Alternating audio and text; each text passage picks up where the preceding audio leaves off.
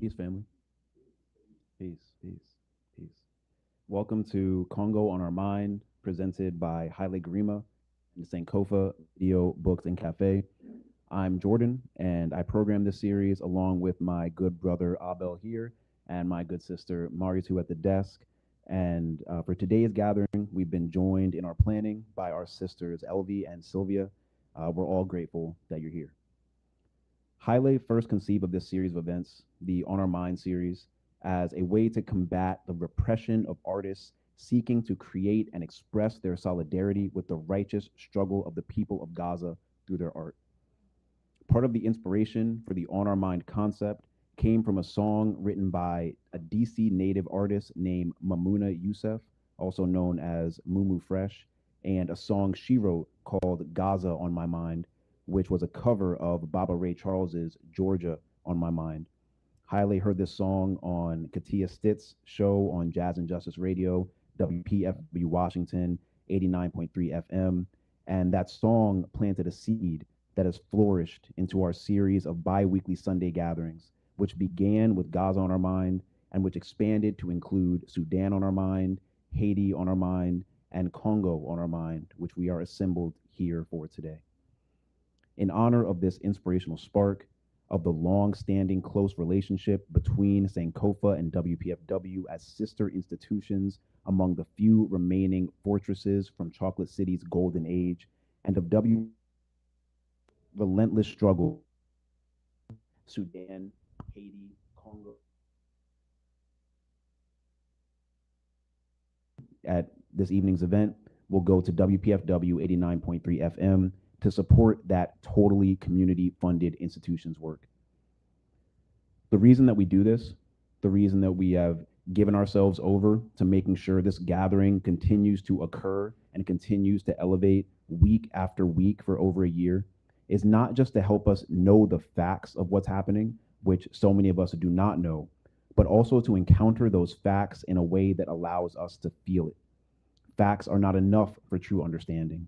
Numbers without flesh do not generate the necessary empathy and feeling for the type of consciousness development that demands from us that we take action to change the circumstances we see.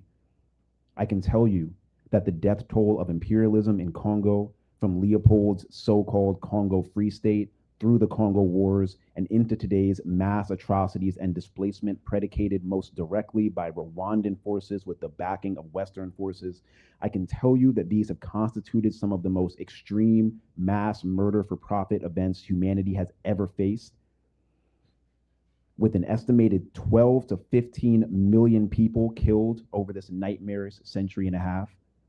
But just knowing is not enough. If it were, we would see larger masses of people fighting harder to stop it. We need empathy. We need to feel connected. We need to feel the reality in our bones. We won't struggle if we don't care enough to risk or sacrifice some of our comfort to fight for change. Congo is one of the most important places on earth by any measure. Congo is arguably the heart of the world, and it is certainly the heart of Africa. Baba Frantz Fanon said that if Africa was the gun, Congo was the trigger, and he was not just talking about the shape. For several generations of industrial development, Congo has provided the world with the most essential components. It seems like every new development in global technology ends up reliant on Congolese minerals and the exploitation of Congolese workers to extract them.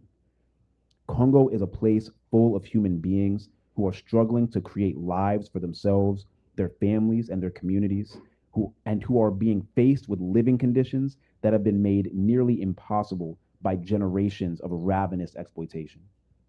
Why is Congo in the unstable situation it's been in for so long? Why don't we all know about the Congo Wars, some of the most deadly conflicts that have occurred in the history of humanity? Why can we all name Adolf Hitler, but so few of us know the name of Leopold II? Why don't we know? And if we do know, why don't we care more? These are things we don't always want to think about, but we have to keep Congo on our mind.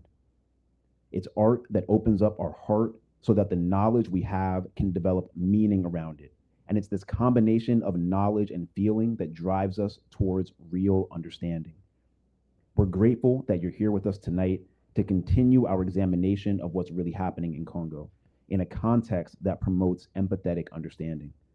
Hopefully, something you see or hear this evening will generate a glimmer of that type of understanding in you. Setting the stage for today, we want to give you Congolese perspectives from Congolese voices. We're going to begin with a film offering, an animated film by Congolese filmmaker Jean-Michel Kibushi Njate Wuto called Mwana Mboka.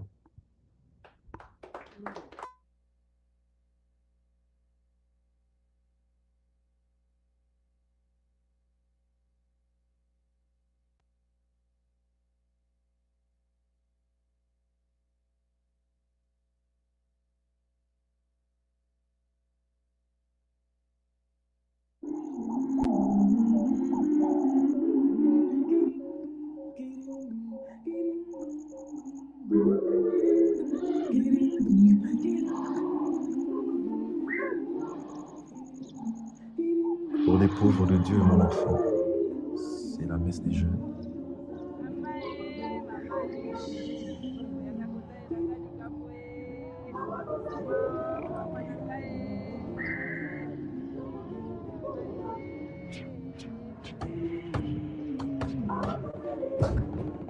Nom de Dieu.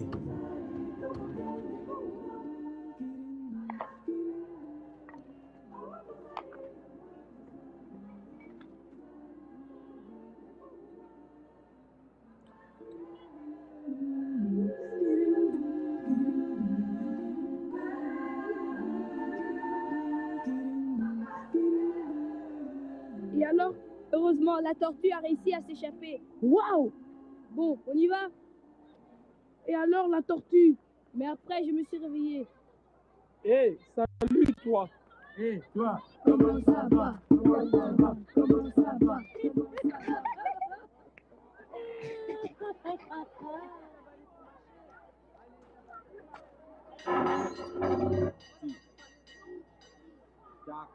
L'école, ça te plaît? Bof, peut-être. Oui, papa dit. Oui, papa dit. Toi, tais-toi. Même Ah ouais, les temps sont durs, et même tout seul on devient mature. Futur est la réalité quand on n'y est pas entraîné. SOS gosse, on périt la kill. Conscience forte. Allez, pose ça là. Essence de l'inconscience, courage et rage. Et même dans l'orage, l'âme cherche le rivage. Comment avoir un paradis sur terre, c'est parti leur verre. Malgré ça, le gosse du sud persévère et reste fier. Ici c'est peut-être mieux que là-bas, mais c'est pas la joie non plus. Pour moi, dans mon quartier, les jeunes sont abandonnés au pied de la société. Oh, t'as vu? Ils sont malades. Ils font une jeep militaire pour ramener à l'hôpital. Oh, le métro, regarde, c'est le métro. Vite, le métro. Te voilà enfin. Pas trop tôt, hein? Allez, approche, approche. Bongo, tika kuna, tiango kuna. Et ça, pose-le là. Kolia Nayo, Yango, Yango, yo. Docteur Lisa ici, moi-même ici. Docteur Lisa ici. Fricassé, fricassé.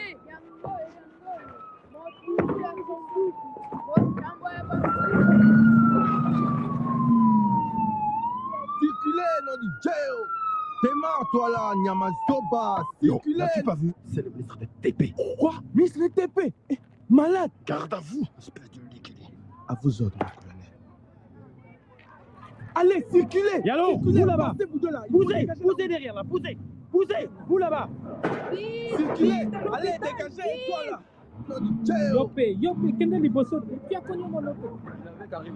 Maman Nayo, je suis dans un trou après tout. Yango, et voilà. Personne ne dira plus. Oh, j'ai faim. Allez, circulez. Circulez, avancez, vous deux là. Il faut dégager la route. C'est à vous que je parle. Pourquoi vous me regardez comme ça? Nom de Dieu. Plus vite, plus vite. Mon mari va mourir. Kalinga, Oyom Baka, je suis là, j'offre gratuitement. Mathieu, regarde un peu la Mwana Mboka. Waouh!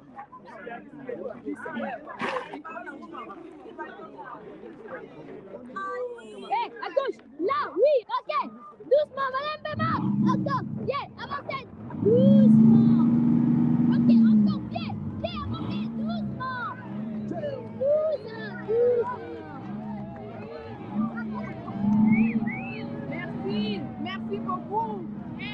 copain. Si, maman, merci. C'est vrai, quoi. Vite, maintenant à la clinique. Vite, vite. La situation n'était pas facile, hein. Qu'est-ce que vous pensez pour la voix du peuple? Ah, vieux, si Mwanamboka n'avait pas été présent, le ministre de TP et aménagement du territoire aurait pu casser la pipe comme ça, comme un jeu. Tu vois?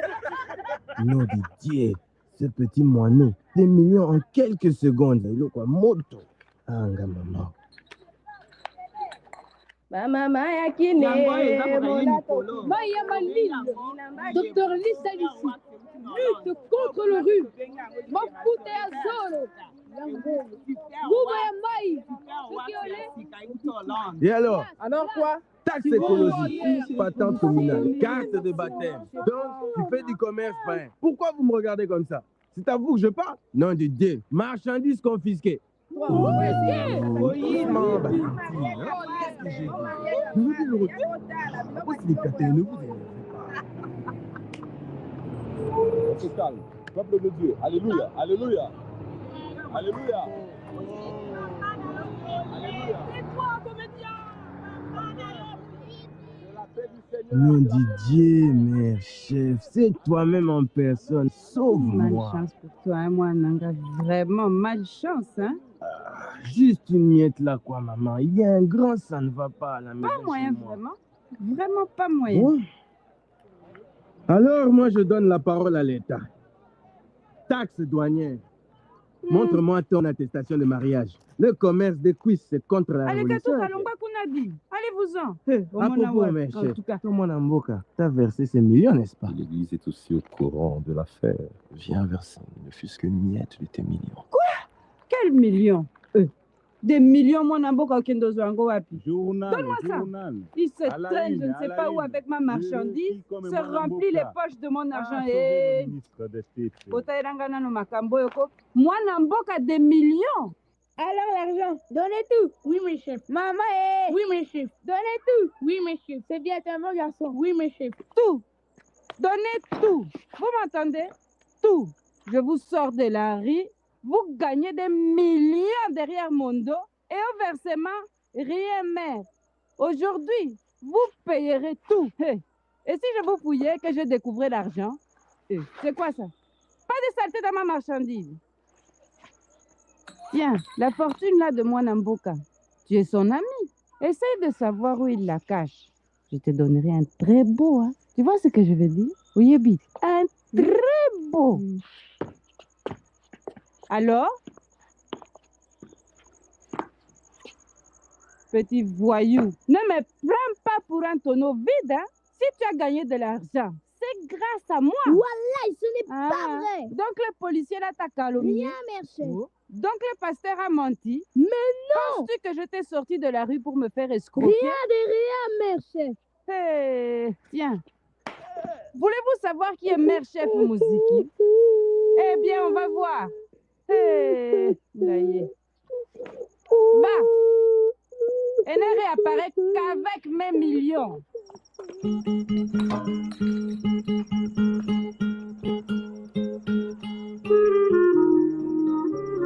Que Dieu bénisse ton commerce, ta vie et ta famille. Amen. As-tu quelque chose pour les pauvres de Dieu? Mwanamboka, t'es-il reconnaissant?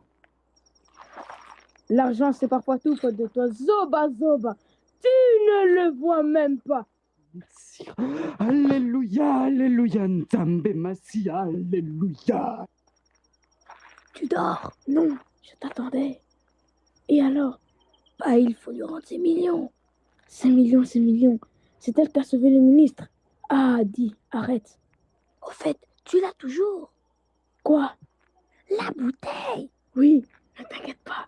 Dors. Ah ouais,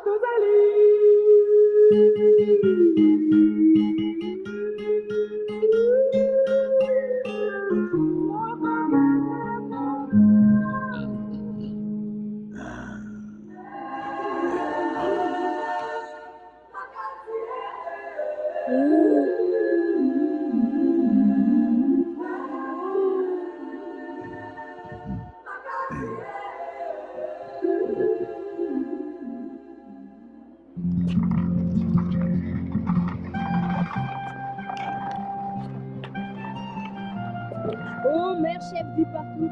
Oh, j'ai sauvé cet enfant de la rue. Oh, je m'occupe des orphelins. Tout ça là.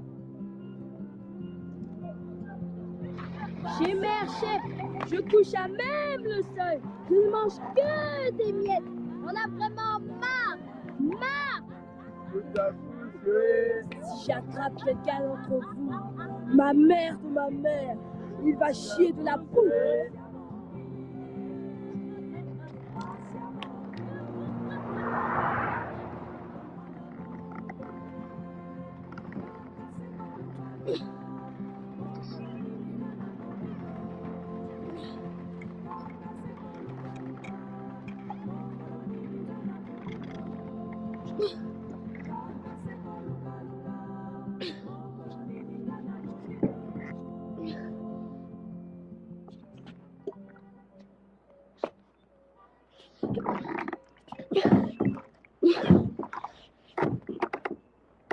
Il y en a marre. Il y en a marre de cette vie. Il y en a marre. Marre. Éducation, dans c'était terrible. Félicitations. Merci, merci. Mais n'oubliez pas les pauvres de Dieu. Yuma. Ah, pauvre de Dieu. Et moi, je suis le pauvre de qui?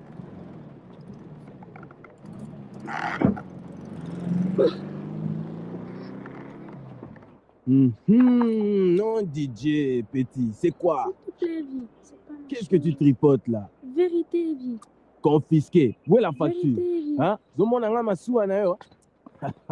Confisqué.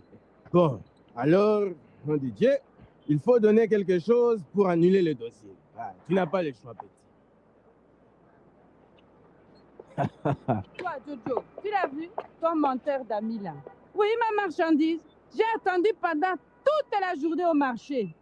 Qu'est-ce que tu fais encore avec cette bouteille-là? Eh, c'est quoi ça? Enfin, mon argent! Maman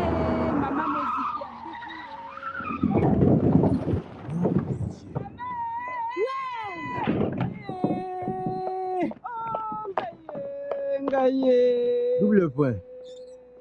Signalisation routière aveugle. État de route cadavre. Voiture du crime malade au pied. Le chauffeur envolé. L'accidenté, pas de traces. Fils de rue, une ordure de moins pour la capitale.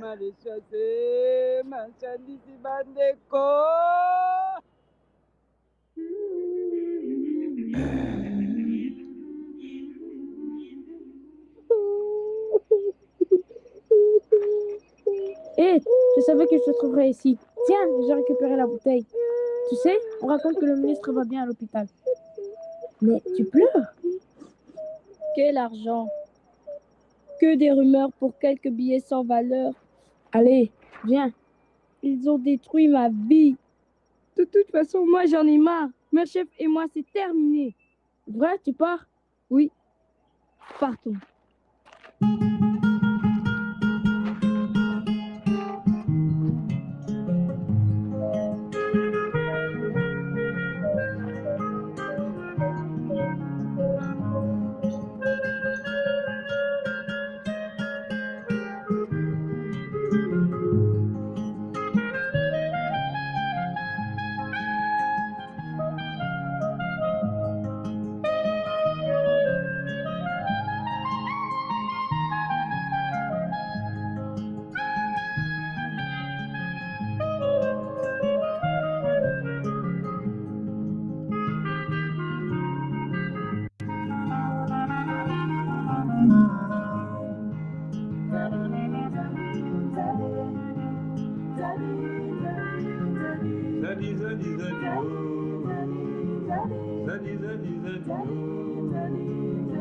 Zadi mama oh, nakozonga mboka oh, gai mwana mboka oh, zadi zadi zadi oh, zadi zadi zadi oh, zadi mama oh, nakozonga mboka.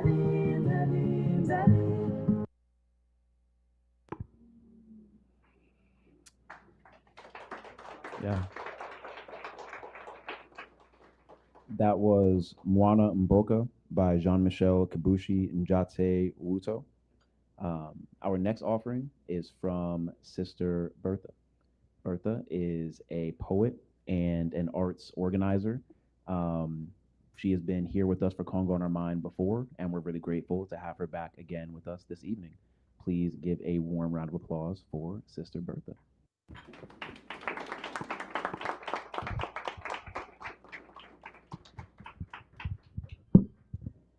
Hello. Thank you again to Sankofa for holding this space for us to gather here discussing the situation in Congo. So I have a small poem that I wrote, just me reflecting on Congo,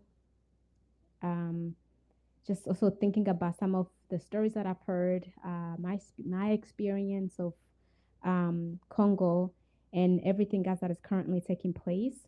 So I wrote this inspired by all of that. Democratic Republic of Congo, also known as the Congo. Congo on my mind. Congo on your mind. Congo on her mind. Congo on his mind. Congo on our minds. Congo in our hands. Congo on our desks. Congo on our laps. Congo in our kitchens. Congo in our entertainment centers. Congo in our cars. Congo all around, yet not in the hearts.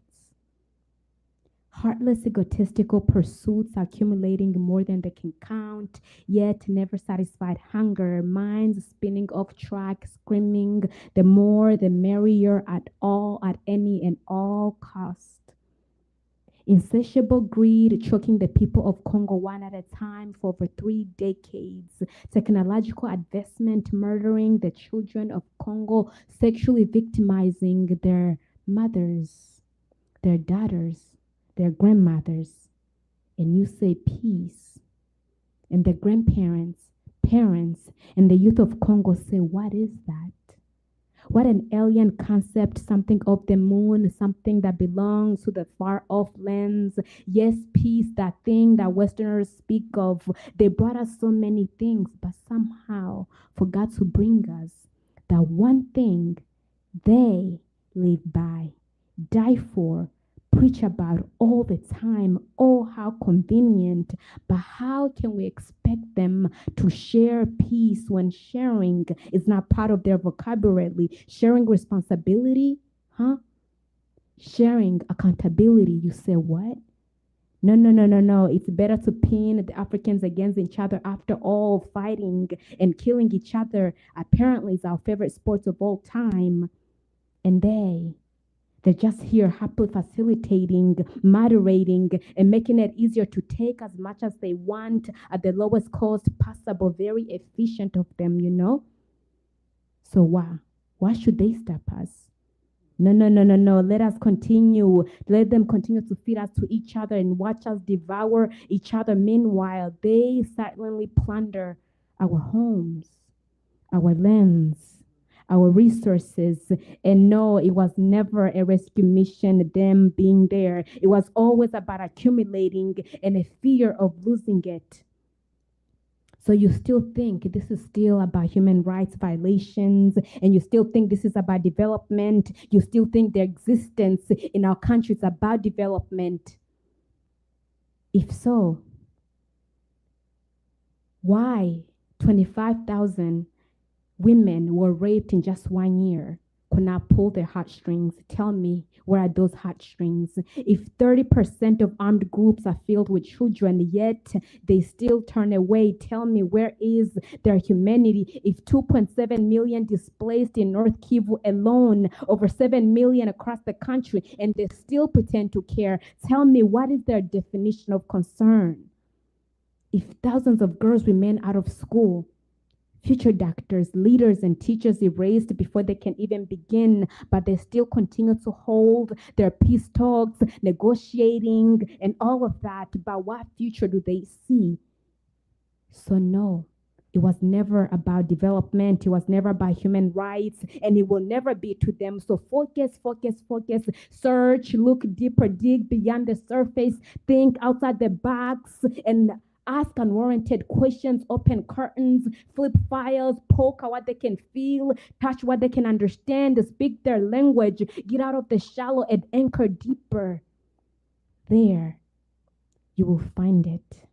And the true path to Congo's peace will begin. Sustainable solution will come, and the children of Congo will finally breathe the fresh air of its forest and bask in the equatorial sunshine. Thank you.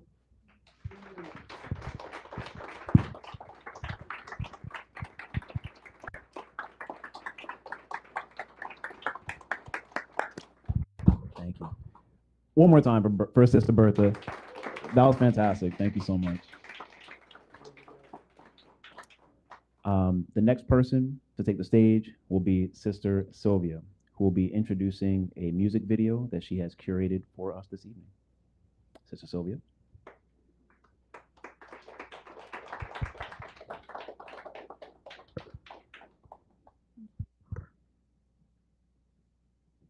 Hello, everyone. My name is Sylvia Rouboye.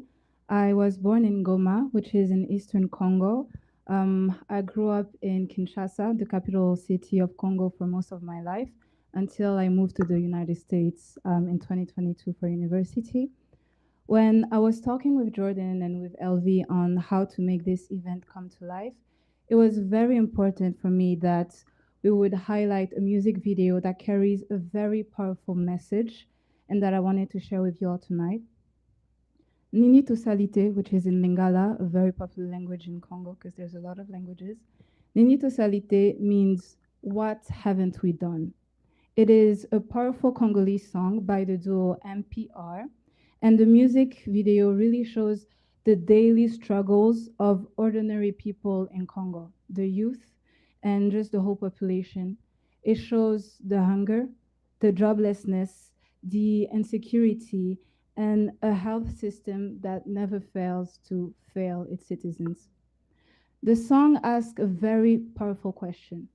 After all the sacrifices, the mothers selling bread on the streets to educate their children, the young people studying and working hard, why does nothing change? Decades after independence, leaders have come, they've gone, not as many as should be, but the suffering remains the same. The video is very deep because it really captures the frustration and the despair of the people, but also, and very importantly, the resilience of keeping on working. More than just music, it's really a cry for truth from the streets of Congo and really demanding dignity, justice, and a real change. It's important for you people to understand that music is a very huge part of Congo, a huge part of our culture. I understand that many Americans will not know this, but in the francophone world, in French music, Congo is huge, very influential. In countries like France and Belgium, the ranks of top artists listened to never fail to include Congolese artists. So the power of our music lives the whole continent and is very strong. And that is why it is very important to understand how music is and how it's a way of expression for people that don't have that luxury. It shows the world the real struggle of our youth, and that's what it means to be Congolese on a daily basis. Now, the song is in Lingala, and I really want you to understand the meaning, to understand the lyrics. So I'm going to read the English version, the English translation, before you can see the music video. So, what haven't we done? But what haven't we done? 61 years of independence, yet we're still stuck behind. Is it like an eternal flood? I'm not even motivated anymore when it comes to participating. Whether there's an election or not, it's still the same. Hunger clings to us like second nature, and insecurity rules all our cities. We've lost the taste for breakfast as well. In Parliament Festoir, life after the Congolese is harsh, as the Ali Foreman fight. They say we're a rich country, But that sounds like just a label. What kind of prayers haven't we offered? Yet God seems to ignore us. Most politicians lack any vision. They promise us water, but once they're enjoying wine, they backpedal. They offer miracles and wonders and don't hesitate to turn away. Our tears, full of regret, reflect our way of life. And for a long time, our smile masked a deep discomfort. We studied, we did. Fast and prayers, we did.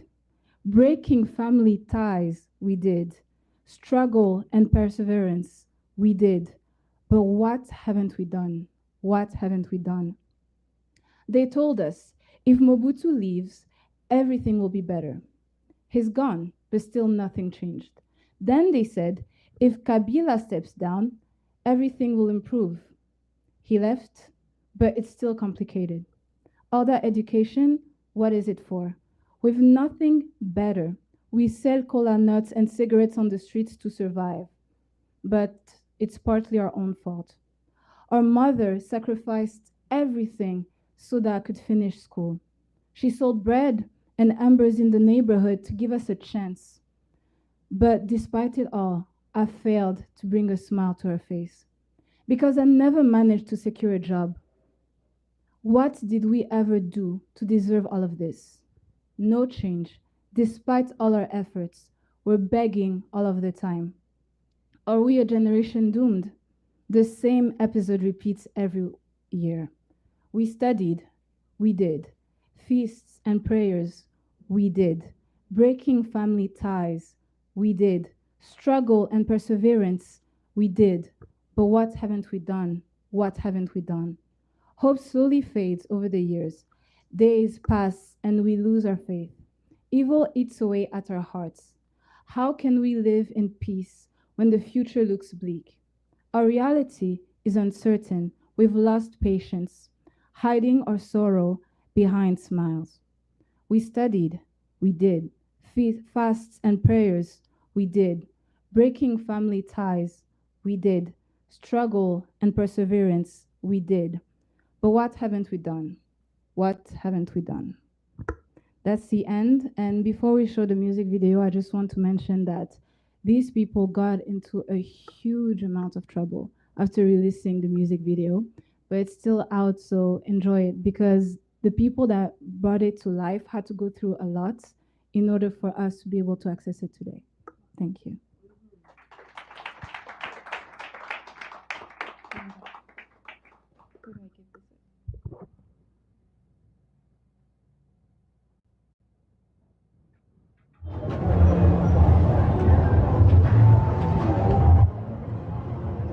Tu seras qui quand tu seras grand?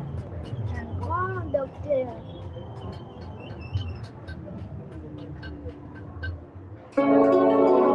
Hey, MPR. Père, nini tosalité. Mais nini tosalité. Piano. Hey, 61 indépendance, mais toi quoi c'est quoi?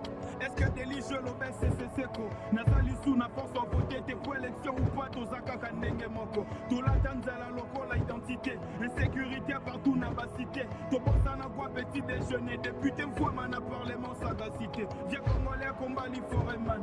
Pays riche que ticket pas kolengai. Ba prière andeni to salité. Est-ce que nzambo mon ande konti metelengani. En politique ata na vision te. Ba promesse à main sans vinyoke. Miami fait comme un mot devient bandeko ya moko se cannabis se perdre goût. Akalansi peto tangi ya. J'en ai pris un peto sali ya. Banya ya famille peto kati ya. Il faut qu'on lutte si ton lutte ya. Nini to salité. Nini to salité. Nini to salité. Nini to salité. Mon coup toi qui se changer. Mon coup toi qui aggrave ton monité. So kabila qui union se bongi. A qui mes akaka compliqué. Est-ce que t'otanga qui la sia malonga. Bisonde t'otanga. bambwisa makasu na shingok me baloba toza bafeneya mamosala tuna koma licencié otekama pa makala na quartier me nazangi moyen kozongiselo sourire partout na toke bazoyamba te otomérite nyonso tosalani changement eza te malgré nyonso esalami tiwa pitoko bandoluka appui estce toza génération sacrifiée même épisode ezozonga chaque année Bonsoir. Na uta yoluka musala siko mutu nakenda oluka na kujete. So pe denga na 500 oke masina. Fina yelo bi ba okamo. Yesu alingi bino. Olobela na mene bien. Amen. Zambia twakola. Akala sipeto tangia ya. Jana puya peto salia ya. Wanya ya fambi peto katia ya. Il faut qu'on lutte citoyenneté ya ya.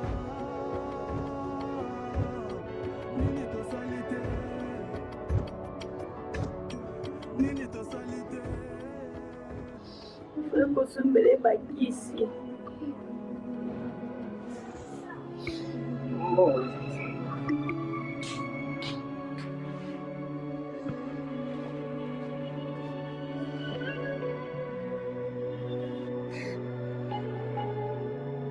Maman! Nini to salite à travers Bamboula, Mikolo Zoleka, Konzima to perdre, Mitema ici Lembi, Nanyabate la Kimia, avenir est à flou, réalité est à flou. Est-ce qu'aux hommes, n'est de perdre patience? Naba sourire, nabi soyamawa.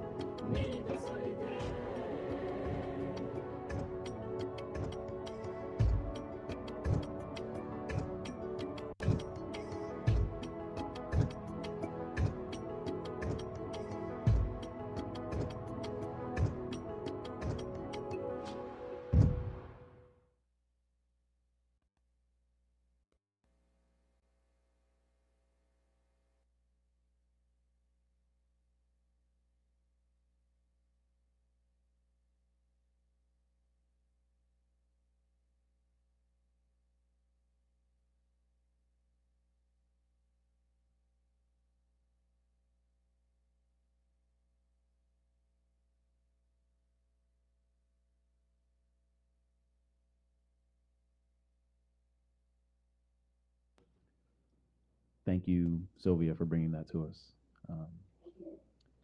The next person to grace our stage will be Sister Elvie, who will be introducing the very important poem that her and two additional Congolese sisters will be sharing with us. You're being handed right now by Maritu a translation of the poem that we are about to receive. Please warmly welcome to the stage Sister Elvie Banda.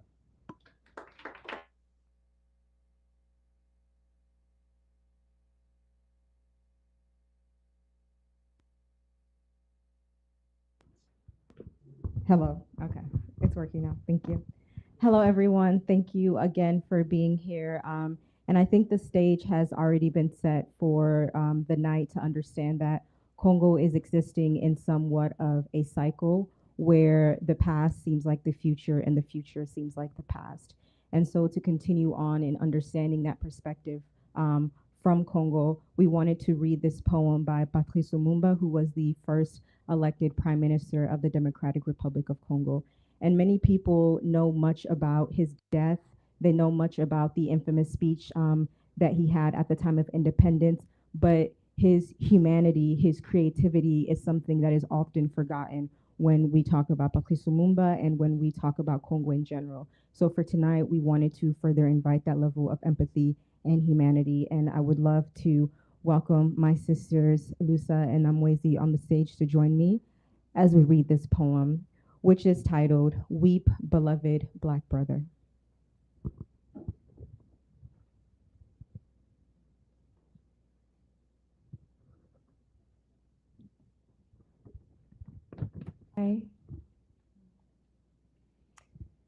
Pleure, ô noir frère bien-aimé. Weep, beloved black brother. Ô noir, bétail humain depuis des millénaires. O black man, beast of burden through the centuries.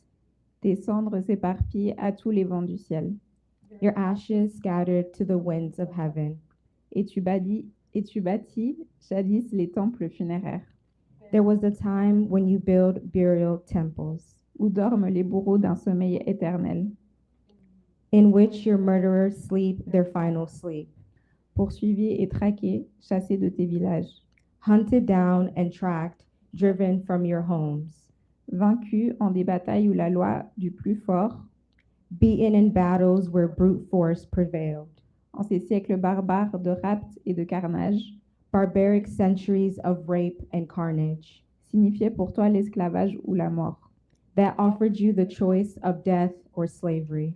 Tu t'étais réfugié en ces forêts profondes, You went for refuge to the forest depths, où l'autre mort guettait sous son masque fiévreux, and other deaths waylaid you, burning fevers, sous la dent du félin ou dans l'étreinte immonde, jaws of wild beasts, the cold, unholy coils,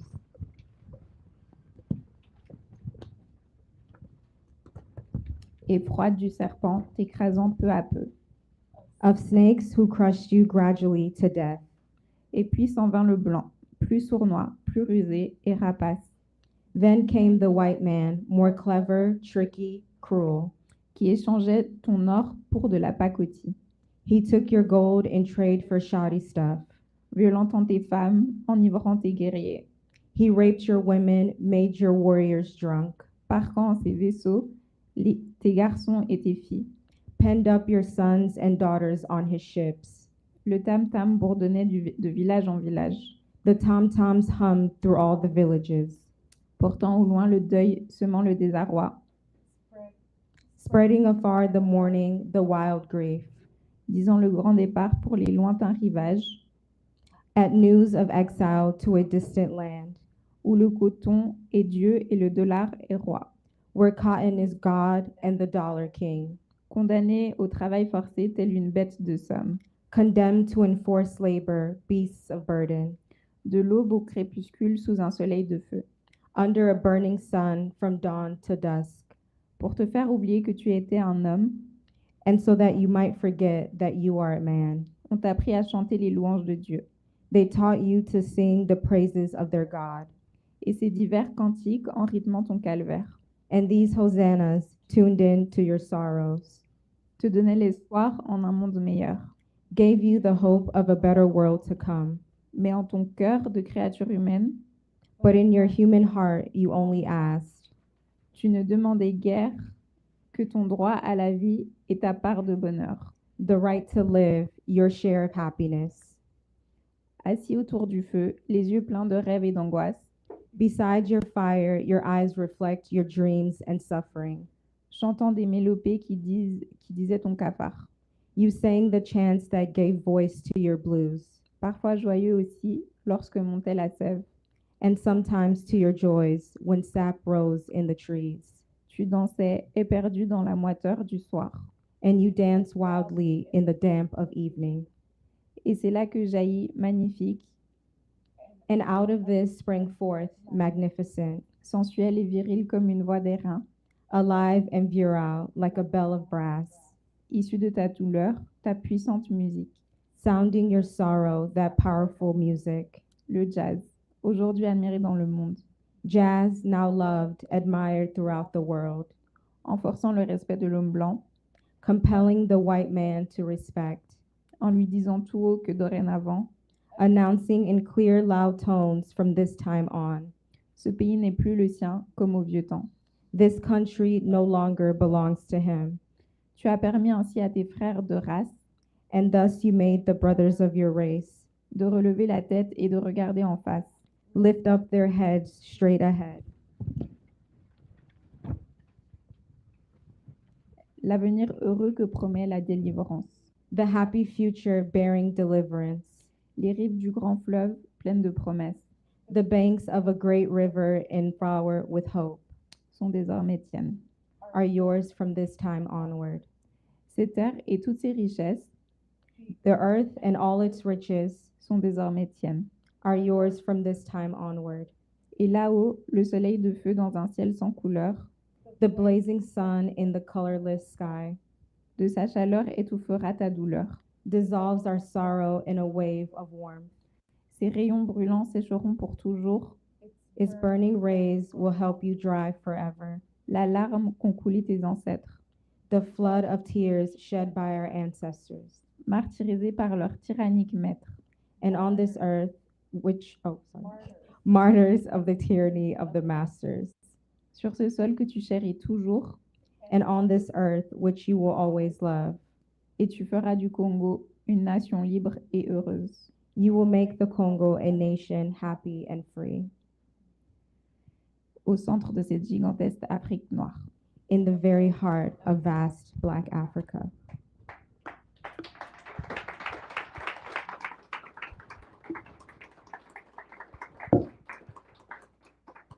So we felt that it was very important to share this poem with you, not only obviously because we wanted to share a more human side and a perspective of Lumumba that we don't always get, but also for you all to keep this with you and to read over it and to study it and to see the connections that he was able to make with all of the diaspora from where he was at the center of Africa in Congo. He speaks to experiences that connect us even until this day, whether you're here in the soils of America or on the Caribbean or even within the continent of Africa. The hopes and the vision that he had ultimately could not come to fruition as we still continue to struggle today, but to know that the connections that he made, we should still continue to make and struggle against imperialism in much of the same manner. And in transition, I would like to thank my sisters for coming up here to read this poem with me.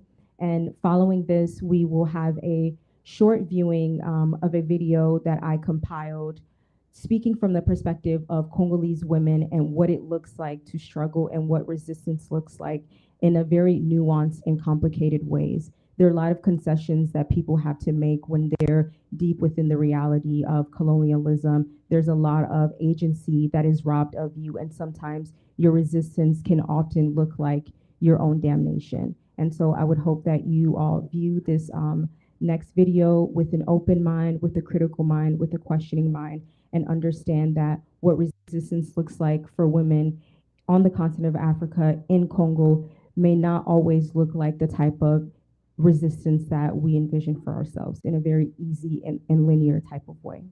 Thank you.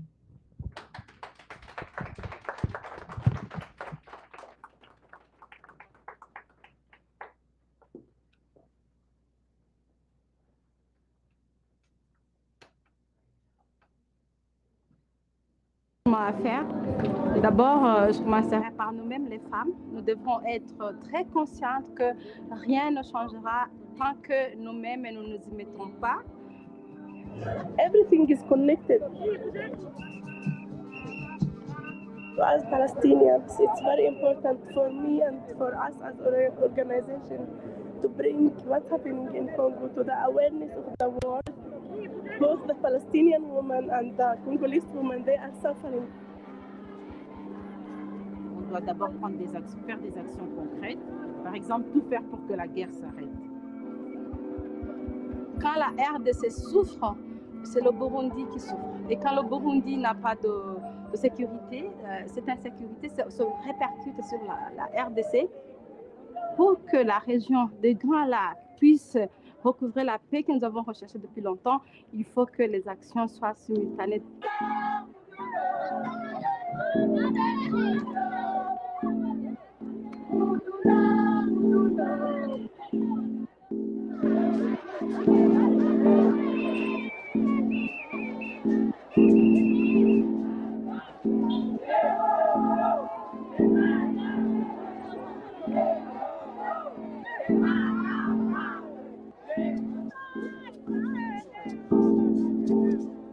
Vous trouvez que partout, les femmes sont violées.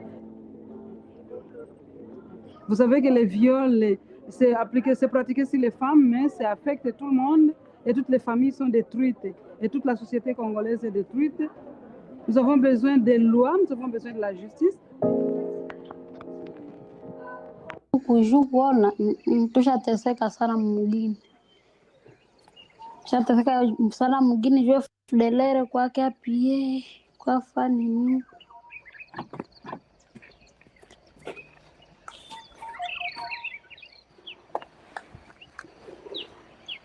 tengona mimi nende kule sanda tokaka ko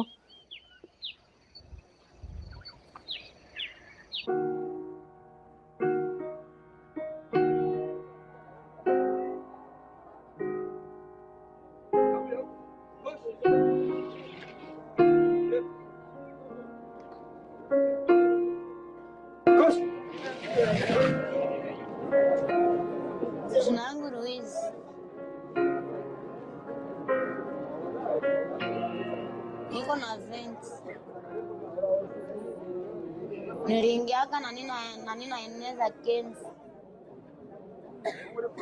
juu nilionaka kuvya mingi basi masasi zenye walikuwaka natupigiako yuru na sisi tunapiga ingine oga shakaisha deja siwazaka vya kukufa mamanga alikufaka na baba yangu bakekufa venye waliniatiaka vyote bakininyanganya nikekosa kwa kuchungia watoto wangu ni wawili walimani nikesema ninaenda mkisoda kama nitakufia mkisoda leta ndio yenye tajuaka kwenye nina kufia marabi na bakia na iko nachunga watoto wangu basi hata kama unasumbuka Mungu yeye peke ndio anakumbukaka mtu juu tena siku ya kipariko walitutoshaka hivi kufika kule wakitukimbia kwa na mashiwe kukekufa watu wawili basi sevira kisha niona niketoka hapa ninaenda kule Nyanzare kwenye nilitokaka juu wanaiwa nilikuwaka soda batanipigaka tu mashiwe bataniuwaka na mashiwe basi kisha kumbuka nao wanakumbukaka ngini walikimbiaka muvita na ginzi wenzao kama ulikufishaka baba yako uvye bwana yako uvye bibi yako ndio wenye wanakumbukaka na wewe wanakupigia ile majwe kusema ukufe saa bwana basi ndasema nini basi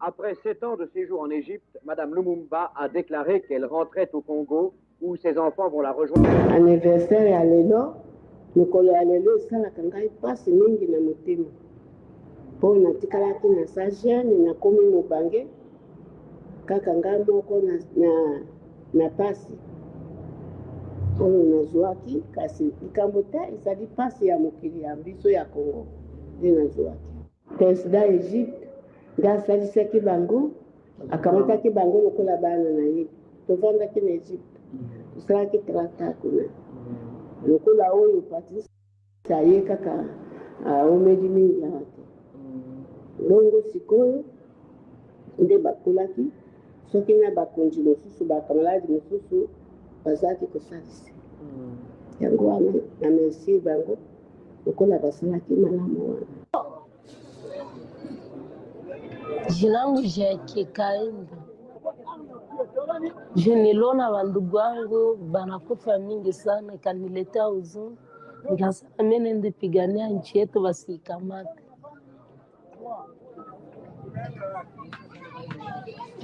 Kenye niliishi cha mzuri, sikuishi mzuri, yote ilikuwa mateso.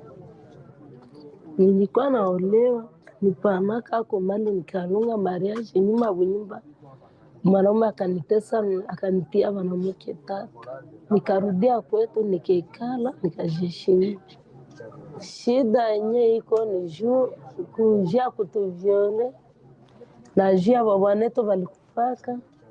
Tunaishi hivi bila maisha mzuri. Matenende ndizo kama mnaona mtuko tunafanya kilimo. Sasa hivi tunapokea kila mtu deni ile tunapeleka kwa Wanasema watakula nini? Tunakuwa tunaacha ni watoto watakula. Sasa nini? Ndio problem. Leo kazi hazikukua hata. In Tongwa, einer engagierten Frauenrechtlerin, wollen sie die Arbeitsbedingungen im Bergbau des Kongo verändern. Na kama sisi wenyewe tunajiunga, tukijiunga na kupiganisha magumu yenyewe biko na tubagua hako, na shie tutasikilikana. Mnasikia mama? Na msikuwe na hofu. Kama kuko tu shida, tunasimama shie bote. Solution kwa ile ni sensibilisation na kujitoa, na wale wenye mko wanasikia shida yetu tunaweza kupata pia msaada juu tukwe tunatunza tupate matunzo ya mzuri. Emilienne reist von Dorf zu Dorf und wiederholt die immer gleiche Botschaft. Und sie findet Gehör. Nasikia fiere sana. Puisque banaanza fanya hivi, bakitaka leta probleme na mwanamke. Wanasema mnayo mama Emily. Wanafanyaka likilimba yao ya kuchanga kila siku yenyewe banachagula. Shukule niko na makomite. Yenyewe nilitiaka kila aksi banakuwa na komite yabo. Ile komite banakuwa nafanya kale kama msoka dogo. Na kuchuruza yenyewe kuna churuza ni kulangula ile mawe.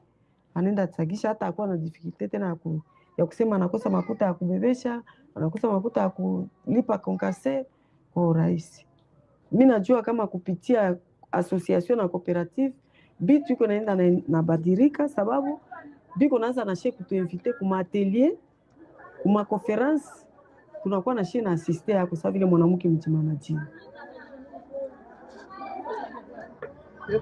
Emilienne kämpft seit mehr als 15 Jahren für die Frauenrechte. 1997 wurde ihr Land beschlagnahmt und ihr Mann im Krieg getötet. Emilienne gehörte zu den ersten Frauen, die in Kamituga im Bergbau arbeiteten.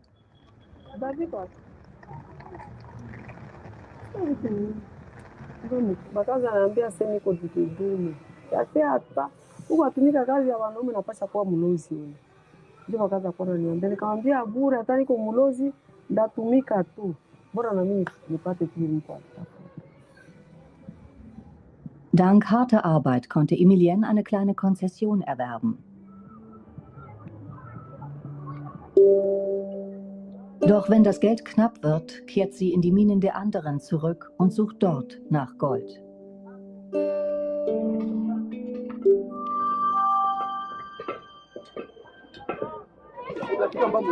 Nani anatoa mungela ya mwenzake?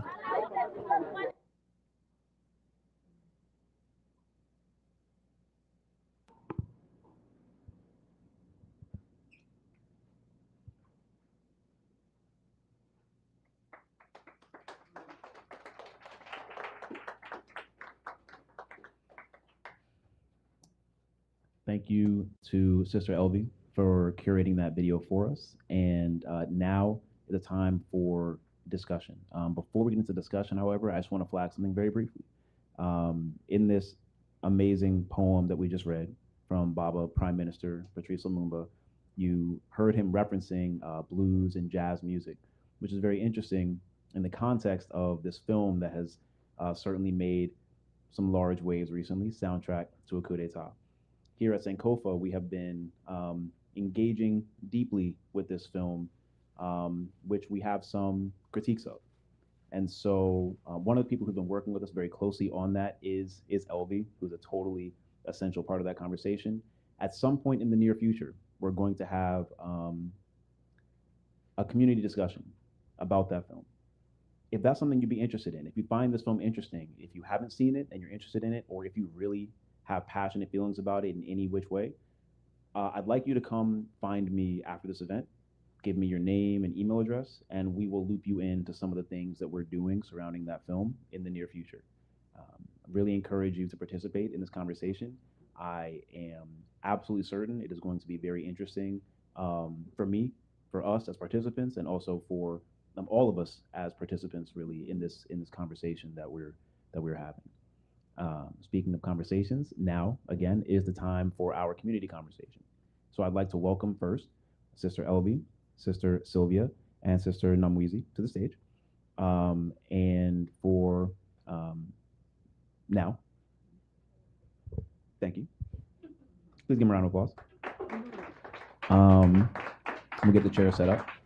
And we're going to allow them to, if they want, to make some brief initiatory comments, and then we will open up the floor to you for your questions or comments, just a discussion. So not like a formal Q&A. We're just talking. So one more time for the sisters here. Thank you.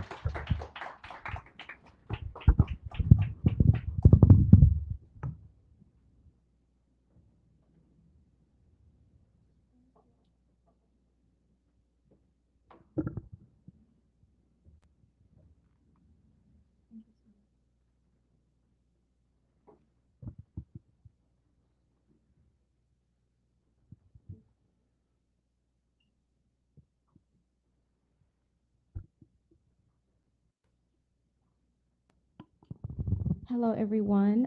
Thank you once again for your participation tonight. I know there was a medley of things that you all saw. You jumped around from, sort of different mediums, but all within the realm of art, all within the perspective of Congo.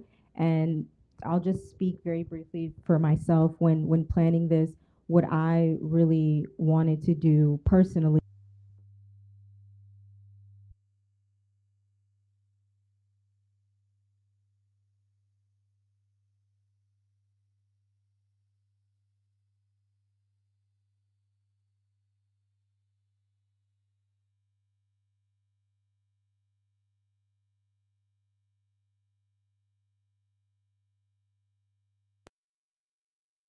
Anything that they want to add from their reactions or their thoughts on tonight.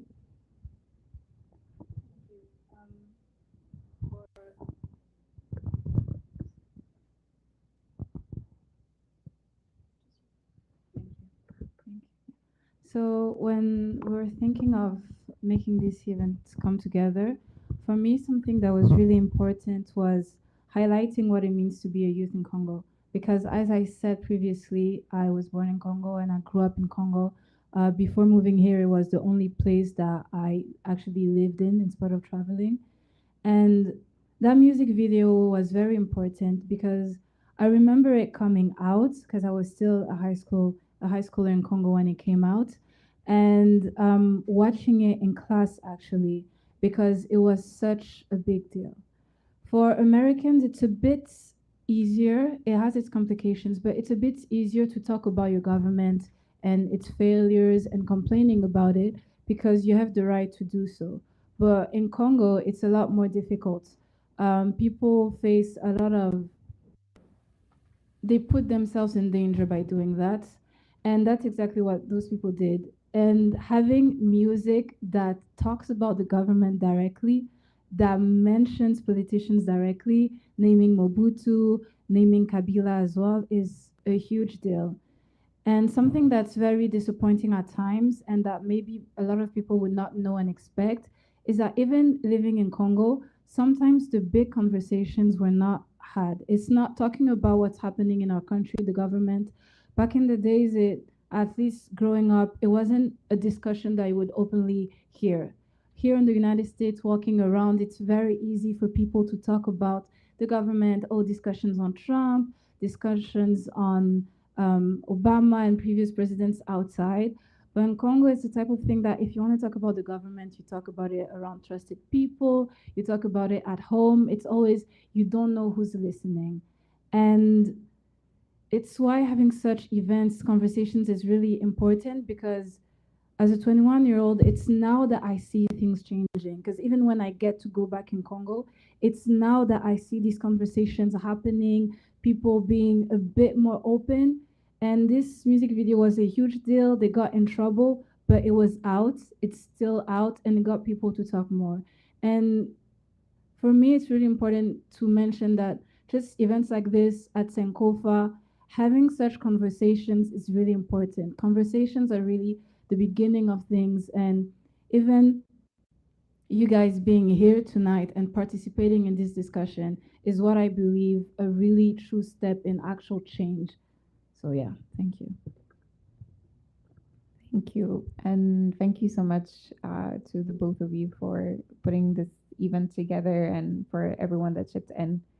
I am very happy to be here tonight. Thank you for everyone who showed up for Congo. I am Namwezi Batumike. I work with Panzi Foundation. and I'm the gender and responsible sourcing specialist at the foundation.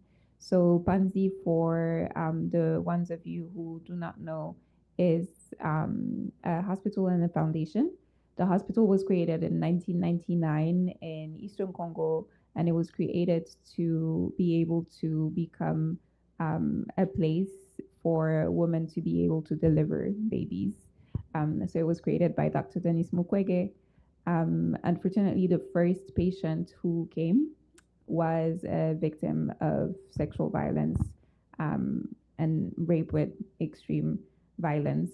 And after her, and after treating her, the word went around, and a lot of the patients that came after her were suffering from the same type of injuries. And this is how we started noticing a trend. This is how we were able to tie the violence that was done to women to the violence that had broken in our um, region at that time in the late 90s.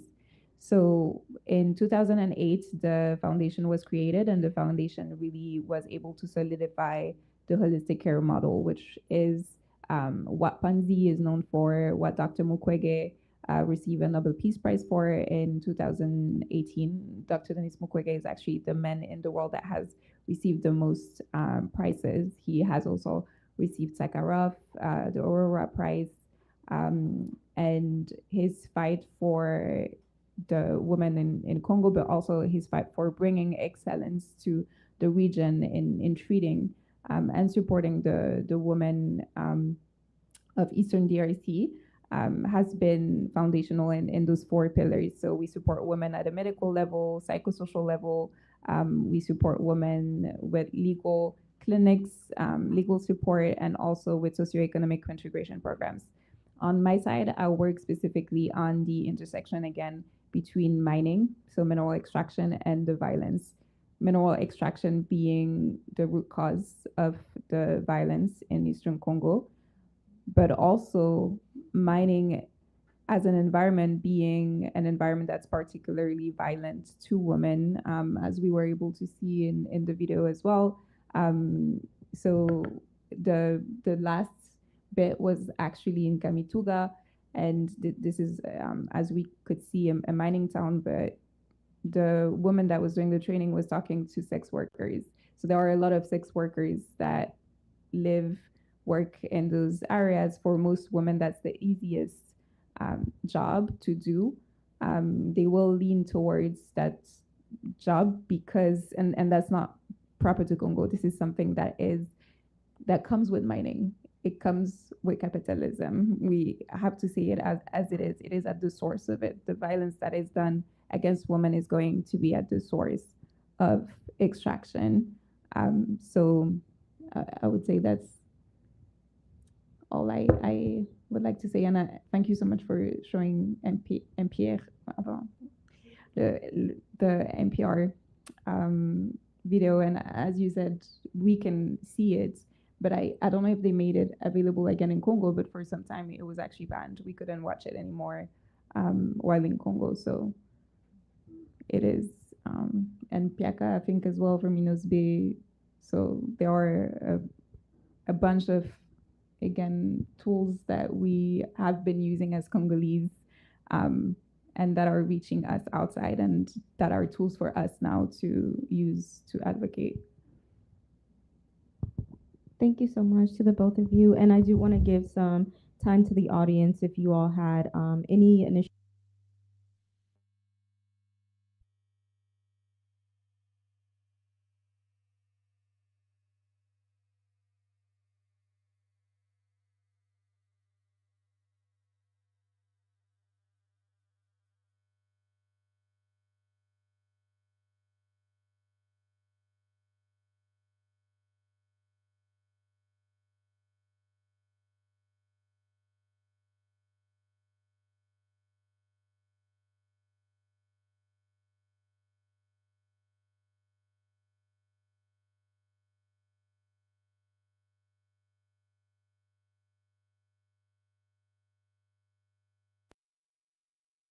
Is, I think, an excellent way to to get a sense of what's really going on, more so than just a lecture. And just very appreciative. Thank you.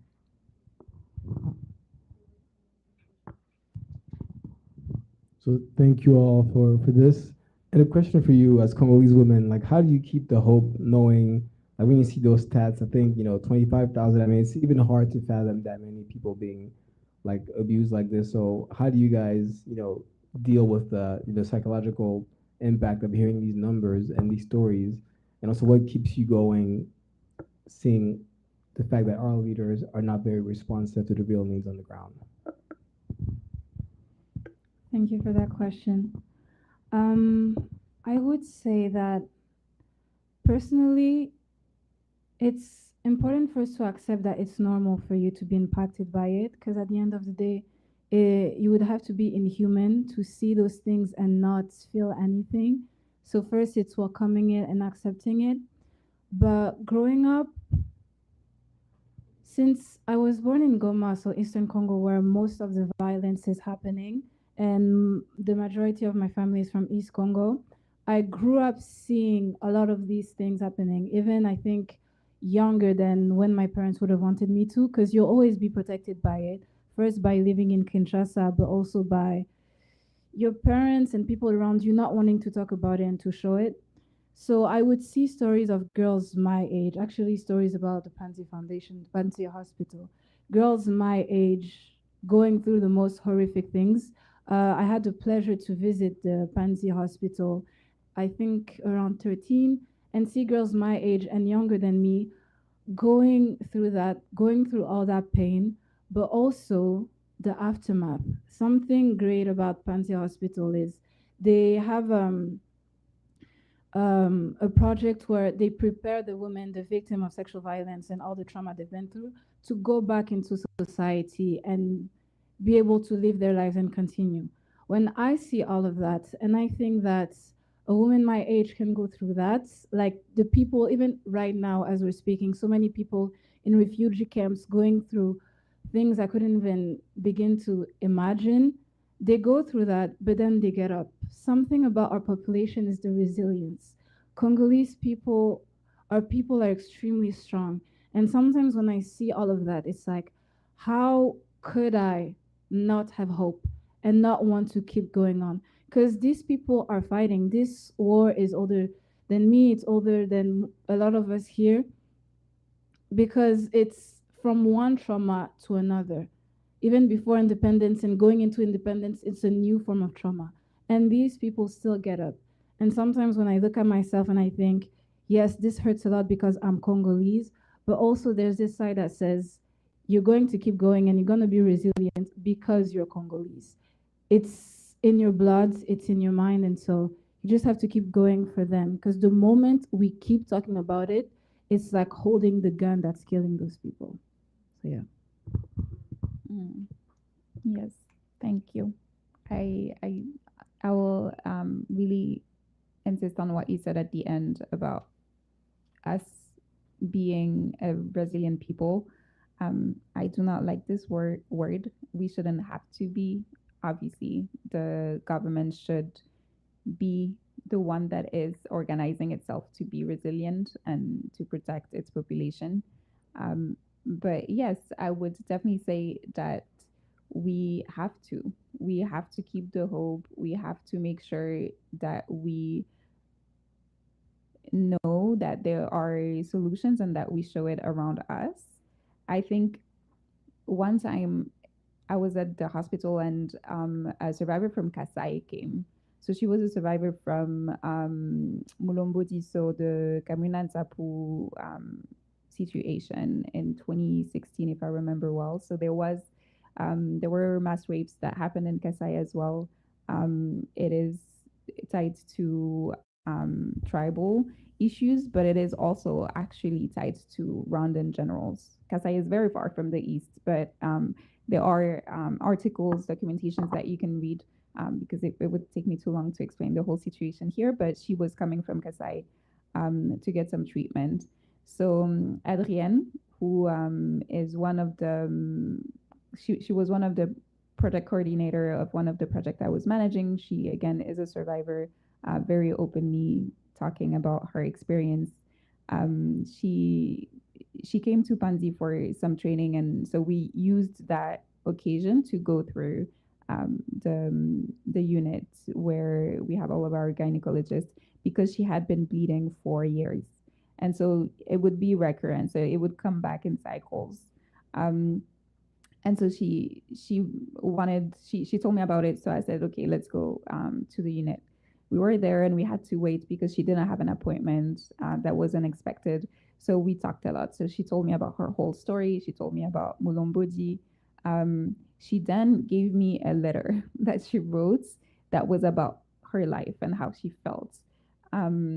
And it was very much, it was very intimate for me to read that, also after having listened to her for hours, being there, um, seeing, how she's bleeding every day. And as a woman, we can imagine how uncomfortable, how undignifying that can feel. And so I was there feeling that. I read the letter and I broke down. I started crying. And we were at the unit. So a lot of my colleagues were walking around and they saw me cry. But I was 27 at the time, or so I was younger. Um, so one of my colleagues came to me and said, Namwezi, you cannot cry that way. Even though obviously that experience for me and for Adrienne actually brought us closer and it worked in that moment, it is true that we have to be able to manage our emotions in certain circumstances. But so what happens after that is that she was a therapist. So I started going to see her. And I asked her at one of the sessions, but what do I do? Because me crying or me breaking down is when I'm feeling so powerless. I'm losing hope. I don't know what to do. I couldn't even really articulate how I felt. And what she told me is, my love, this is Congo. And at that moment, I was actually so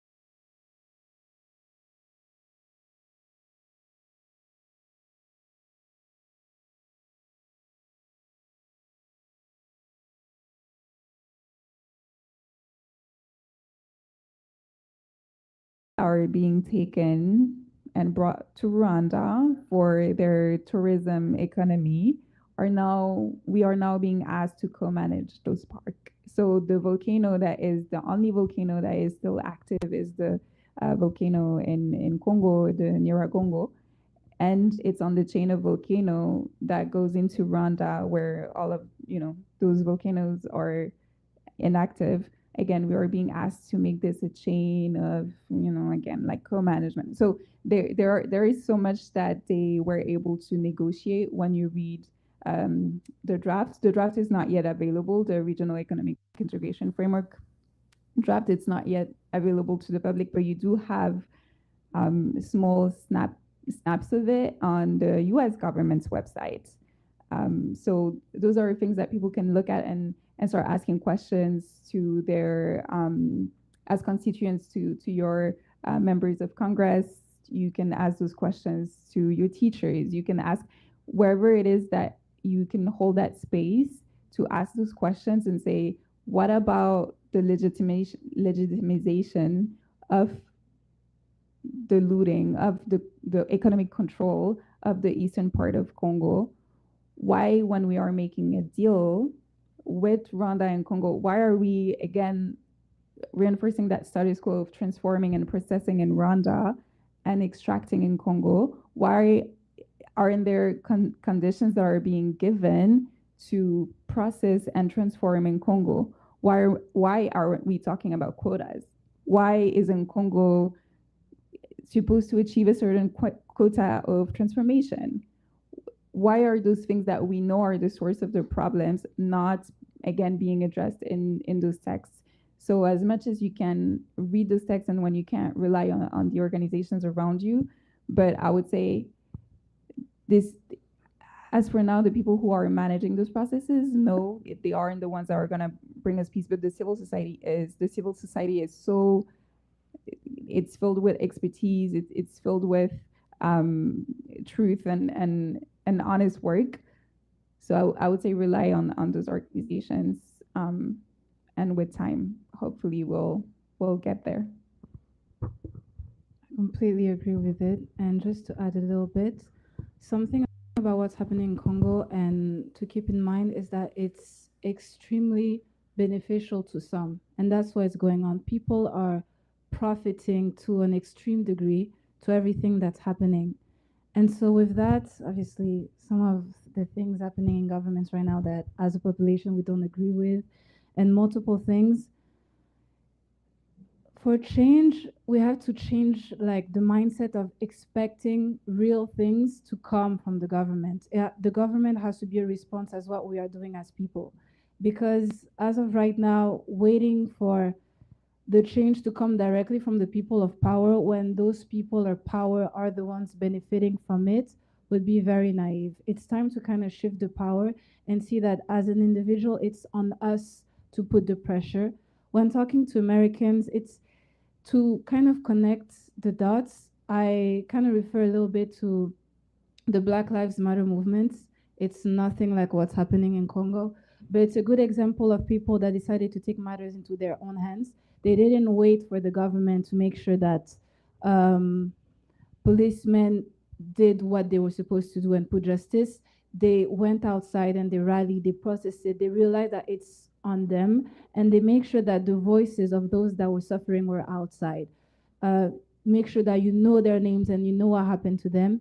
It's extremely important in Congo as well for the stories to be shared and for the stories to be outside and for people to know of the suffering that is happening. For real change to come, we need people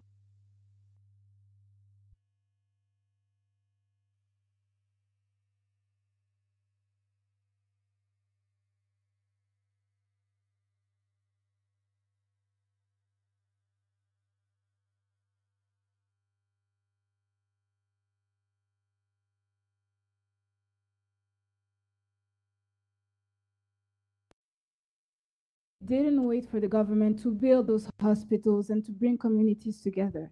He did that. He went, studied, and realized something that was missing, and he brought it. We don't need to go to the to go to school, med school, and become doctors or do whatever, But as individuals, the first thing is to feel it.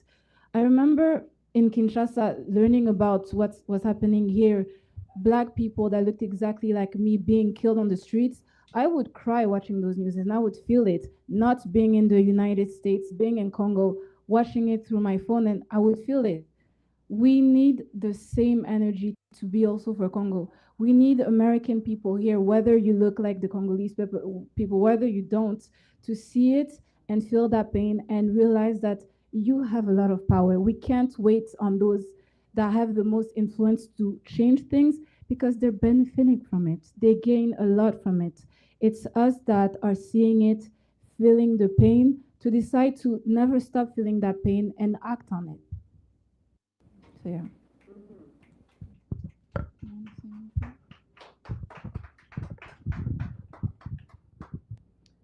I would just like to thank the both of you for adding a lot of social, political context to the question that was asked about peace. And the only thing that I would offer in our conversations about peace or questions about peace is to not necessarily think about peace in Congo as if it exists in some sort of like isolation. That peace is going to come in Congo separate from everything else that's happening in the world. I think when we think about peace, whether it be in Congo, whether it be here in the United States of America, whether it be in Gaza, and as we're trying to make all of these connections and figure out what is the one solution, I think it might be a little bit more beneficial for us to have a deeper right now exploration of imperialism and of colonialism and how it has continued to adapt. Because if we better understand its adaptation, we can better understand areas in which we need to focus on. Because sometimes we're often looking at the wrong thing, we're targeting the wrong people, and we're sort of wasting our energy and continuously moving in this cycle. So it gets really hard for me sometimes in these sessions, in these conversations, because we always come around to this question of what is the solution? What is it that we need to do? And all of the media that we've seen tonight has shown us that we are existing in a cycle where the future is very much the past, right? And if we have blueprints of what failed before, I think it would be very important for us to go back and try to understand better what went wrong, what were elements that worked, what were elements that didn't work, and how can we employ it within our specific context. Because often when we go to the past, we pull the wrong thing. We pull the pageantry, we pull the quotes, we pull, anything that entices us and makes us feel good and makes us feel powerful and hopeful, and that is important to a certain extent, but we don't always pull the necessary lessons of what were the failures, what were the slip-ups, where the infiltrations made in certain political parties that led to corruption or that led to that exploitation. How can we better guard ourselves against colonialism as it's continuously adapting?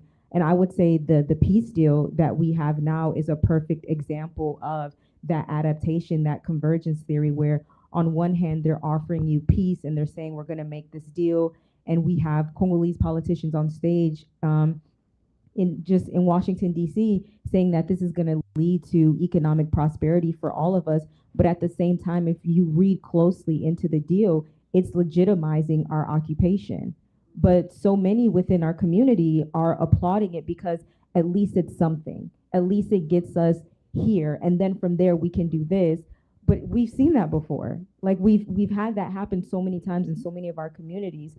So I would just hope, and I don't have the answer, I don't purport to ever have the answer, but I would hope that as we have these sessions and as we have conversations, when we come together, this is what we're trying to find out, right? Not just what is peace and when are we going to get peace, but really truly critically understanding like how are certain mechanisms working against us, right? Where are we being manipulated? Where are we being turned against one another? Where are there still psychological strongholds that in our minds take us to that place where it is, the free Congo state, right? We're still there. Like we haven't necessarily left.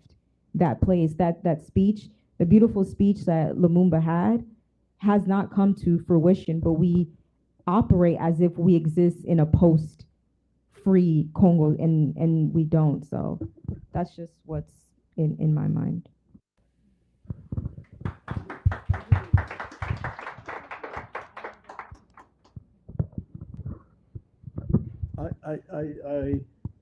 I want to really go to the issue you just raised, my sister. One, Congo is an incomplete revolution. I mean, to deny this would be, or to not be able to observe this would be a problem. For me, it's incomplete revolution. The Lumumba period of that ring is the first revolution that was sabotaged by international forces, including the United Nations. Okay. For me, the breakdown, even now with Rwanda coming in, it reminds me Katanga. We always forget we Africans are clowns of imperialism. Rwanda is serving some international hand. It's not just appearing in the scene. First, there's that history, Rwanda, Burundi, and Congo. Belgium mindset, Belgium educated middle class, thinking always in the framework of their miseducation, which is the status quo. And it's the status quo of the United Nations that brought Africa to where she is now. And Congo is a symbol of that. So to me, in Africa, especially after the War of Independence, Lumumba, the War of Liberation, Angola, South Africa, Mozambique, Guinea-Bissau, Cabral, to me, this whole period shows us changes that did not culminate to independence. So everything that was tried did not result independence. This is why we are. And I'm not against people fixing symptoms, but let's not have illusion. The cause is the issue, and the cause is Africa's wealth. The cause is the slave owners who owned Africa from the 1400 at least, quantifiably. They lived off of, they built their roads on our resources. You go to Hamburg, you see Africa. You go to France or Brussels, you see African tiles, African, streets made out of African money, African blood, African hand cut. The chopped hands of Congolese people is visible everywhere. So for me, we need to really look at without fear, because we're middle class here in the United States. I myself, we're discussing Africa in between ice cream. I get it. And I'm not going to say that reality is not coming into this. For me, I think we Africans, especially the young people, should read a great deal the mistakes made by our ancestors that has brought us to the doorstep of what we find ourselves. If now we can't find the cure, all experiences have to be studied. For me, the guy in Rwanda, we knew he was going to do this. We knew the script was clear with the kind of experience Rwanda came out of. So I think revolution is inevitable. The very people we paternalistically look at, those women, those men, those young people who have no future, when they rise up, they're not merciful to we, the middle class people who have been miseducated in the status quo's franca lingua. That language is our shackle. So I think as young people, we need to really create, concepts and ideas to liberate ourselves first from the fact that our brain is colonized, our tongue produces the colonial process of being colonized. Examine ourselves. I don't want to treat Africans as if I'm a doctor because I went to school and I'm a professor. No, I do not have a right to even say something about Africa if I'm not doing homework and implicating myself. We are the cause. The middle-class Africans, the elite of Africa, are the cause of what's happening in Africa. We are the cause. All this high-rise minded, building servant, used to servants, Africans, their interest is clear to keep the status quo. The elite in Africa wants that lifestyle. Look at the people who are building amazing villas in seacoast areas. Oppressive African elite has come in. It's a monster class. And we're the children or related to them. We are certainly connected to them. So I think if we do not understand as young people to analyze the cause of this Africa, we will become the victims of the inevitable uprising. Revolution is not, it's not something we give permission to. Oppressive, violent, oppressive systems create bloody, violent human beings. In Africa, it is inevitable. They will burn this middle class's houses. They will burn the cars. They'll burn down the freeways, the airports, even if it's against their interest, because the elite did not give it direction by being honest and looking at it away from its own personal class interest. And that's what I think is the most sad part, is the tragedy that's inevitable, because every oppressive system creates a very blind, violent result. And you made me think of the fact that even having these conversations in non-African spaces, but in Black spaces, right? There's this tendency that we have as oppressed people, as marginalized people, to try to figure out how can we make ourselves as resilient as possible to the virus, rather than trying to figure out how to end the virus itself, right? Like, we're constantly pathologizing ourselves. We're constantly trying to figure out, okay, if we move this way, if we move that way, if we just do this, then we'll be more resilient, and then we can figure out how to adapt. But never are we focusing on what is the root cause, what is the real issue here. We're never gonna be smart enough, we're never going to be savvy enough, because the system itself will never, there are no concessions that you can make with imperialism. And I think once we really truly internalize that, like we truly understand it as just what it is and not a failure of our own humanity, that there is something that we must have done wrong in these bodies on this earth, that we're constantly subjugated to oppression. It must be our fault in some way, and therefore we must figure out how to adapt better and how to evolve. But if we understand that this system is corrupt and the only way that it is able to exist and to breathe is to feed off of us, and that it needs to be eliminated, then I think we'll, as you're saying, right, we'll have an easier time really understanding and extracting where it is that it hides among us and within us, because we have to kill it within ourselves as well.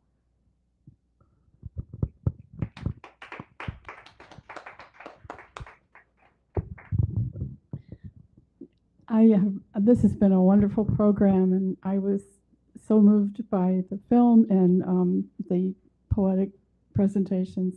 I just wanted to agree with much of what Mr. Gerima just said, and all of you. The thing that I think is part of the, or a big part of the problem possibly here, is that a lot of activists will talk about imperialism, but it's not always clear that they understand that it's the advanced stage of capitalism, and that capitalism cannot be reformed in a sustained way because of its dynamic nature. It has to expand. It's never in stasis.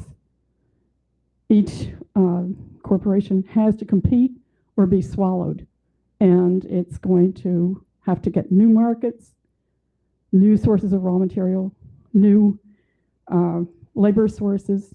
I mean, that's part of the reason for the whole push into, they clearly would like to overturn the Chinese system, whatever Russia is doing. They need to get into. It's not just that they want to, and that we can stop them by just showing that we're too strong or something as a movement to stop their wars.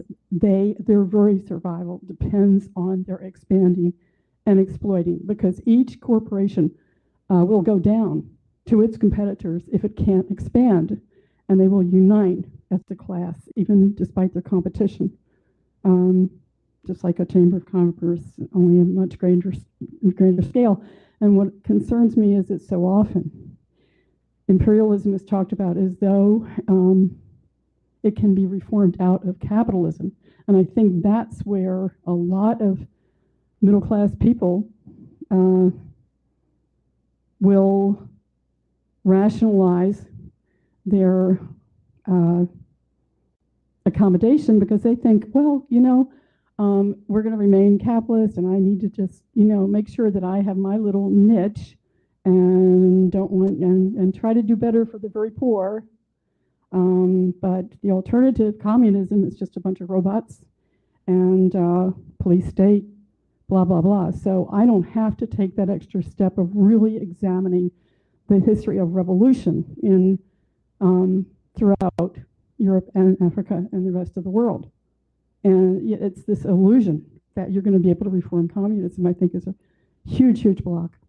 And I just want to say one little thing. Totally, I was just absolutely blown away by Lumumba's poetry, and I just learned about about 5 years ago. I was reading a memoir by Che Guevara's widow, and apparently in his spare time, he was writing poetry, and they'd read poetry books to each other all the time. Anyway, it just really struck me. Thank you.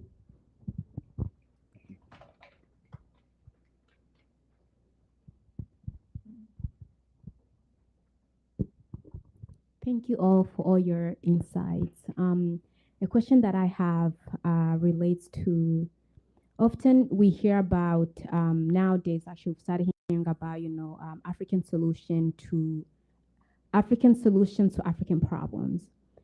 And the question that I have, if you could please speak on what is like the African solution to what is going on in Congo. And for me, like now my knowledge of everything going on, I understand how, to what Elvie mentioned, how the war in Congo, like it's very simple, but also very complex, right? Like, because there's so many parties involved, but also it's a regional war. There's so many people in there, people from all over the world. It's very interesting and very ironic how Congo, with everything going on, it's one of the countries that is hosting a lot of refugees. It has refugees from Burundi, from Congo, from Uganda, from South Sudan. And it doesn't make sense. How can a country at war be hosting refugees who are fleeing war? And historically, this goes back, to centuries and centuries ago. And for me, that's where my story of Congo starts. It's in the 50s when my grandparents left Burundi and went to Congo. And over there, they were born, my parents were born, I was born, and that's really what we know of. And then, so they experienced first Congo War, second Congo War, we left. But being born in Eastern DRC and my parents growing up in Eastern DRC, what Sylvia said, you see these things, it's not new. And also the diversity, all these people. So bringing me back to my question, how can we, so for people maybe those the sympathizers of what's going on in Congo, whether they be, Nigerians or from Mali, from Uganda, with all these complexities, how can we organize ourselves to find the African solution to the African problem and spend our energy towards, finding inclusive solutions and spend less energy, as Elvi mentioned, to efforts that are divisive. Could you ladies speak to that? Because yes, we can spend all this time trying to get other governments and other people outside of our country to help us, but until ourselves, we know it's truly Congolese people who know, the solution to their problem. Like nobody else would, an outsider would never know what truly is going on. So with that, I feel, the same thing as you mentioned, the Black Lives Matter movement, it had to take Black people to organize themselves before people could come and rally behind them and support them. And I feel like with Congo, we're not doing that enough. So what can we do to get other Africans to rally behind us so that we can, again, find the solution, the African solution to the African problem?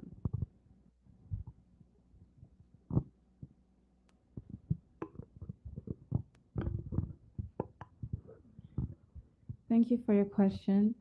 About that and African solution, when I think about what's happening at home, it's very heartbreaking to think that in this conflict, it's using our own neighbor. That's another African country that we literally share borders with, is being used as the main tool in order to inflict all of the pain and the chaos and the trauma. Thinking about just like the logics of it is crazy because we can't take Western powers outside of the equation. They have their huge impacts, and we all know that, but they're using our own neighbors to make that happen. And as an African continent, that should not be possible. And the worst part is that it's not just one African country. We have multiple ones. We have the bigger one, Rwanda, being used, but it's not the only one. We have other neighboring countries that are also a part of this. And as a continent, this is something that should never even be possible. This is something that should not be the case. Unfortunately, most African countries in our history, it's colonialism came and put that separation, that division between one another, and it's on us to destroy it. When we want to talk about solutions, something that's really, really important is making people accountable, going back to the peace treaty, well, whatever that is. It's lacking making individuals accountable. Like, who are we holding accountable for this? And as a continent, we should come together and hold people accountable. When we say, don't visit Rwanda, Rwanda is killing, it's something that's important because it's not just the fact that, oh, we have this government that's benefiting from what's happening in Congo. That's bad in itself. But it's disgusting that it's our own African neighbor, that Rwanda is benefiting from the chaos that's happening right next door. It's disgusting that a lot of this was happening and was able to happen because if we think of the Rwandan genocide, so many refugees came to Congo talking about how Congo opens its door to people. When we go back to how many of the rebel groups happening in East Congo and causing all of the rapes, the mass killings and everything, its root causes and how it became is from Congo opening its doors to its neighbors and letting people come in and being stuck in contracts and everything. And it's how can your own neighbors, your own other African people be used to destroy you? We have to keep learning about it, be aware of it, and really feel that that should never be the case. Western powers are quite frankly never going to stop to try to manipulate Africa and use Africa and exploit us. But as a country, if something is happening next door, it should feel like it's happening in your own house as well. Congo should not be fighting for itself. How are we going to ask people from Europe, from the US, from China to care about Congo when our own neighbors, one, some of them are part of the issue, and second, a lot of them don't care. If Africa is not caring about what's happening in Congo, how can we really expect the rest of the world to do so? And so it just comes down to awareness and supporting one another. If people in Congo and so many other countries can see the Black Lives Matter movement and feel pain about it, see the mass shooting at schools and feel pain about it, if we can see what's happening in Gaza and all of the people dying and feel pain, Ukraine, all of the supports that was gotten by people in the movement in Ukraine, why is it that we can't get that same energy in our continent alone? Let's even forget about the whole world for 1 second. In our continent alone, why can't we get that? So many people to care and to feel it. I feel like that's a main step, an important move that we need to make in order to really go towards change and things getting better. I also want to add that I think there are people and leaders that are existing and are really seeking to bring back Pan-Africanism. And so you have people, for example, like Nathalie Yomb. So she was recently sanctioned by the European Union, for her affiliation to Russia, supposedly. But Nathalie Yomb she's brilliant. She will break down issues from Mali to Congo to Kenya to Algeria. You know, she is a true Pan-Africanist. She lives all over the continent except from where she has been kicked out because of her resistance. Her resistance started with France. So France Afrique, Francophone Afrique France Afrique for her has been a struggle at times, but she is a leader.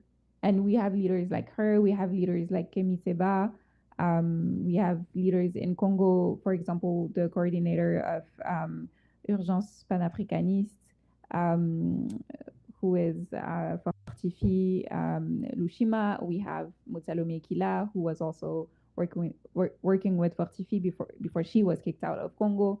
So we do have, again, leaders who are using all the tools that they have been given, social media, etc. I would again recommend following Urgence Panafricaniste. I know that they are translating part of their work, not all of it. Same thing with Nathalie Yomb, YAMB. I think that's where we fail. I think that as Africans, we have people who could be leaders. We have people who are doing things the right way, but they are not being supported.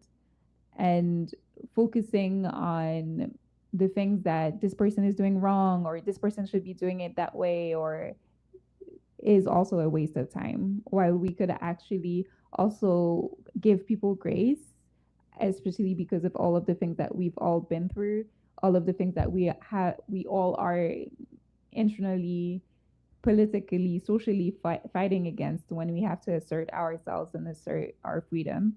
But yeah, follow the leaders who are there. And I am very biased because he's been my boss for years, but Dr. Denis Mukwege is one of them.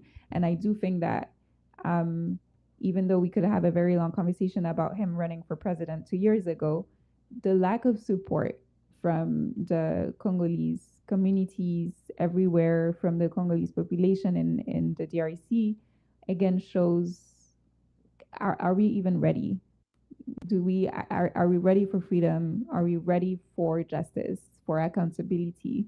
Are we ready for the things that we are demanding when we are unable to support the people who are trying to uphold those principles?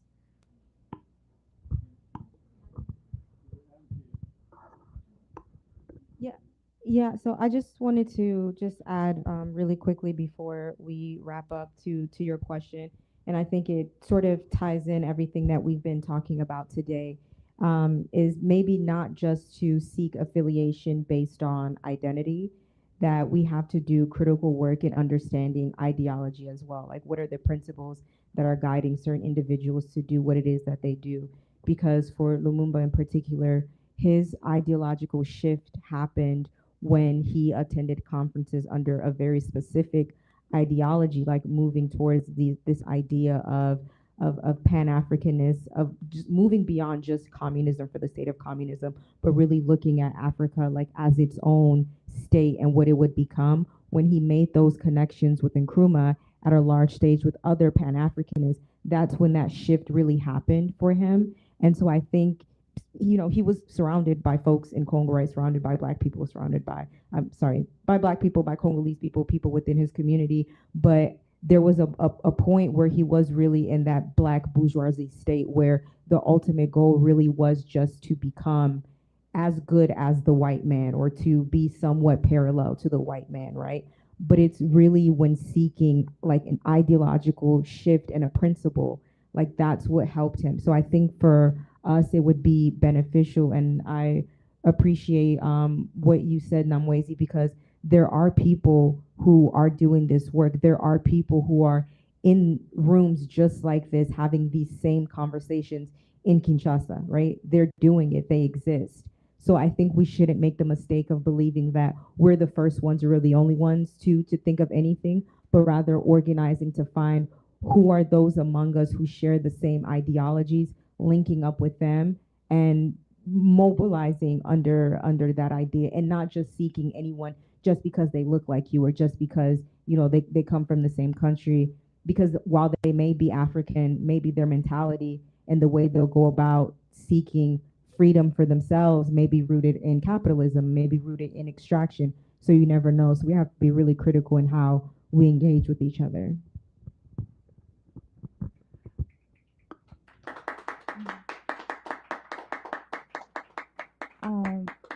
Hi, thank you guys so much, ladies. I really appreciate this event, and as a Congolese American woman, it's always beautiful to see, Congolese women come together and just speak more on the issues going on in the country. So I have a question slash comment. I think, one of the most beautiful things about, DRC is the fact that there's so much ethnic, linguistic, tribal diversity, but also a big issue within that is that there are a lot of times where we're not able to mobilize as strongly as a country because of that. Your name is Namwezi, is that your name? Yeah. So, your comment about, Dr. Mukwege running for president a couple years ago and not necessarily getting sort of like the support from Congolese people to sort of like help propel that.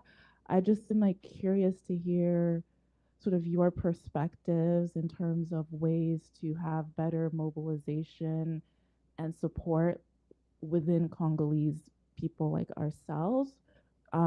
Because I do see sort of like instances of, oh, if there's someone running for president but they're from this tribe or this ethnicity, even if they might be like really qualified or something, it's just like, well, no, well, they're from this tribe, I don't even want to think about that. Or just just having sort of like hate within that. Sorry, okay, yeah, so just wanted to hear your perspectives on that. Thank you. I think that's a great question. I just saw in Brussels. I don't know if sorry, because that's not gonna talk to every generation, but people on Instagram, if you know Beachy Lux, but she's an influencer and she's very much in between Paris and Brussels, mostly Brussels. She is going to organize an event at the end of this month in Brussels about, I don't remember the name, but about culture in Kivu. So it's going to be about having poets coming, activists coming, singers, people who know about the cooking in Kivu, and it's obviously open to everyone, for everyone to come. My response, my first thought is this is a responsibility of the government, and unfortunately they aren't doing what Mobutu was able to do a bit better with la Zairianisation and the movement of authenticité. And but if we leave that aside, then yes, it's organizing spaces where we are learning about each other's culture, and doing what we can. But again, this is also very much rooted in privilege. it is a privilege that we have in the diaspora and that we are not using at all.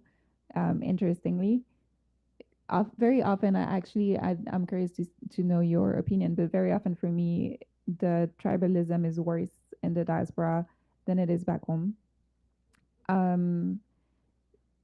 So yeah, and coming back to Dr. Mukwege, I think, yes, there is this issue. Dr. Mukwege also wasn't a candidate that was supported by the West. And that is also something that people have to understand, and very much in the diaspora have not. He was not supported by the West. Even if he is, in terms of prices, they don't want him as a leader. Now, when it comes to people in Panzi itself, this is the neighborhood. So he lives in Panzi, right? He has been living in the hospital for 10 years, had to leave his neighborhood, Muhumba, went up to Panzi. That's where his house is. He created work for so many people, including me. Like, a lot of us have work thanks to this man. And by many people, I'm saying 1,000 people. Right now, the foundation has 1,000 employees. And that's just in South Kivu. We are in other provinces now. We have a very small office now in DC with 4 employees. People in Panzi, when we asked a few people, why are you not voting for Dr. Denis Mukwege? They would say, because he didn't give me a job. Yes. So that's what we have to deal with. The first thing that Mukwege said when he did his first speech to the nation to say that he was running 2 months before the election, which also, was not really giving him a lot of time to truly address certain things. But his first speech was, I am not going to give you t-shirts. I'm not going to bring you hats or money, but I will give you my love. Unfortunately, this is not the type of promises that the Congolese people will respond to the best. So I would say really that shifting in the mentality at a very national level, the questioning of ourselves, of our, again, own values, and how do we look at someone and really look not at them for what they look like, but for what they represent and the values that they are. And yeah, I would stop there, but again, creating those spaces where we can, because we do have that privilege.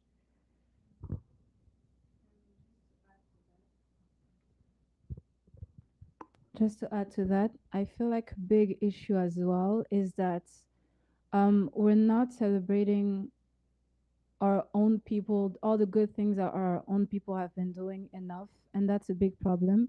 You've mentioned how many hours Dr. Denis Mukwege has gotten, but if we think of all of that and we try to find a percentage of the awards that came from Congo, like how many awards he got out of Congo, I think we know that it's extremely small. Most awards are gotten elsewhere. The truth is that if you go in Congo and you talk to people all around and you're like, oh, do you know Malcolm X? Do you know Martin Luther King? A lot of people will know it. But if you say the name Dr. Denis Mukwege, a lot of people won't know who he is. And that is crazy. It's actually insane. Growing up in Kinshasa, I didn't hear that much about him. I know him because I'm from the East and he's from the East. And my parents always stayed very knowledgeable of everything happening back home because that's where our family is. And so people will talk about him, and his hospital was very close to where some relatives live. So that's why I knew so much. But that man has done a lot. What he has done is he got a Nobel Prize. That doesn't come out of nowhere. But in Congo, it's like we don't talk about him enough. Normally, when you have someone coming from your own country, it's not even like he grew up elsewhere, he's from the diaspora. He grew up in Congo. His education started in Congo and then he continued his education elsewhere. Normally, when you think about that, when you drive around Kinshasa, when you drive around Congo, you should have posters of that man. You should know, we should talk about him at school. We talk about like other people, Martin Luther King, and what he has done is amazing. It's great. But how come in Congo we don't talk about what our own leaders have done? How come we don't talk enough about what leaders in other countries in Africa have done? our mindset is celebrating what European leaders have done, American leaders have done. And so when we come about Congolese people coming together and supporting one another, it's difficult because you don't understand who he is, everything he's done. I remember when he was going for president, a lot of people were like, "Who's that?" And I was like, "What? What do you mean, who's that? Do you know what he has done?" Um, Goma in East Congo used to be referred to as the rape city to just show how big that is. And that's when all of his work was happening. And his work has been going on before that and till this day. And people don't know his name. It's not even like, yes, he's from East Congo and a lot of people from East Congo know his name, but how come just in Kinshasa alone, people don't know his name? And there's a lot of people like Dr. Denis Mukwege. I mention him because he's I think the most popular and it's easier to kind of use that as an example, but there's not only him. There's a lot of other people that have done similar things and have helped so many people, but in our own country, we don't talk about them enough, and that's where the division and the problem is coming from.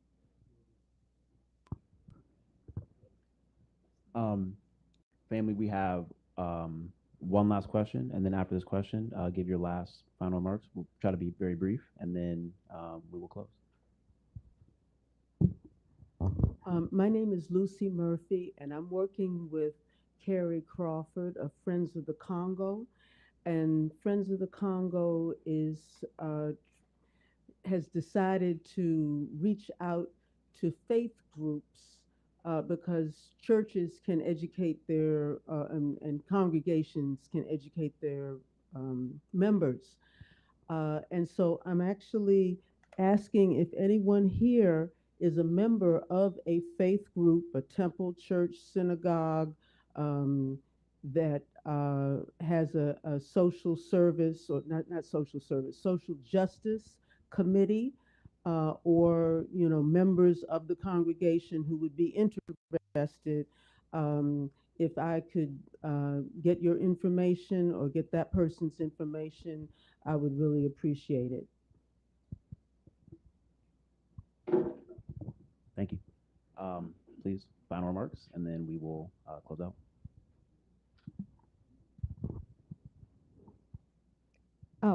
I really don't have any final remarks. I think we've had a very fruitful and enriching conversation for today. And I just hope that we walk away with a bit more criticality in how we assess our identity as Africans, how we assess our identities as human beings, even on the last question that was just raised about tribalism and sort of this attachment of tribalism to Africans as if it's innately African or inherently African, because those divisions are often stirred up within us externally, right? I think divisions exist in all societies in all different elements, shapes, and forms. And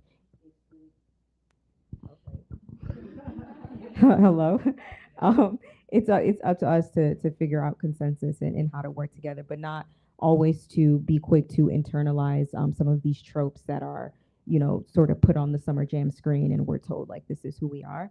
And in line with sort of some solutions and some methods that folks are taking in one way to contribute what they can to the issues that are happening as a result of the Genocost in Congo. An organization that I work with, the Future of Congo, just recently completed the construction of 6 classrooms in the former Camp Mugunga on September 1st. The classrooms officially opened. If you follow us on the Future of Congo's page on Instagram or TikTok, you'll be able to see the opening of the classrooms, all the students that we're servicing, and just a reminder to everyone, the need is so far greater than what one week of discussion can begin to even fix. So our small contribution just to start was that. And so we have been, during the summer, running a back to school supply drive to supply and resource the classrooms.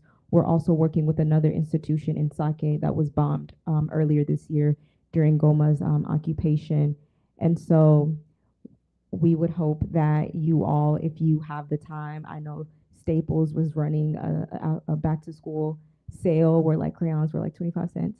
So if you would like to go in, get some supplies, again, this is a community oriented event because we want to bring Congo to people's community. It's not something that just exists far away, but it is intimately tied to your ability to do everything that you do in this modern tech-driven world.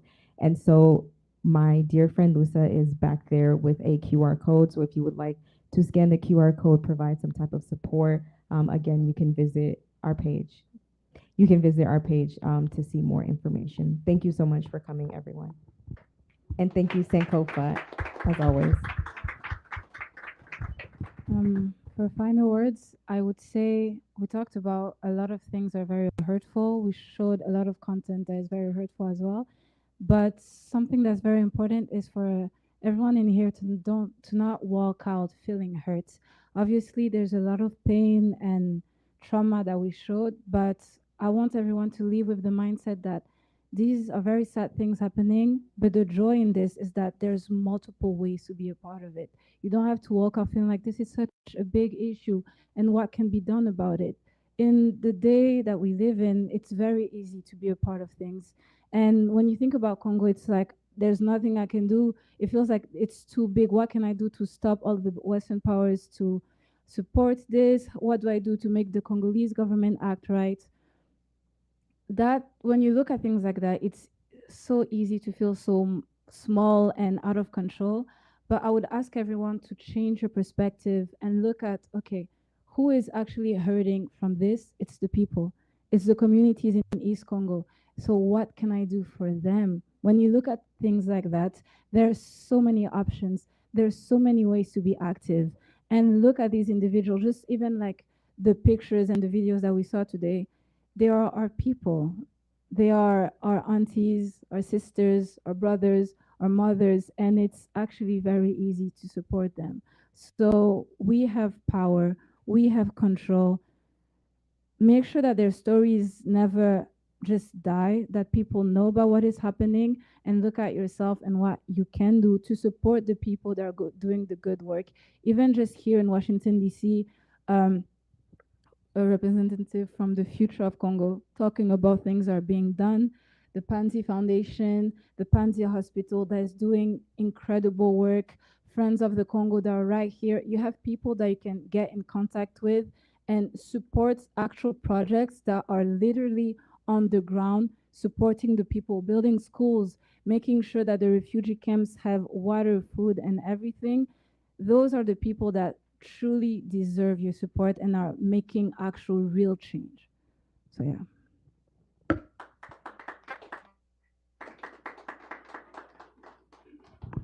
I don't have anything to add. Thank you so much. And again, thank you so much for showing up for Congo. Congo is, I want to quote the poem, the Congo is yours. It's ours and it's yours. And good night. I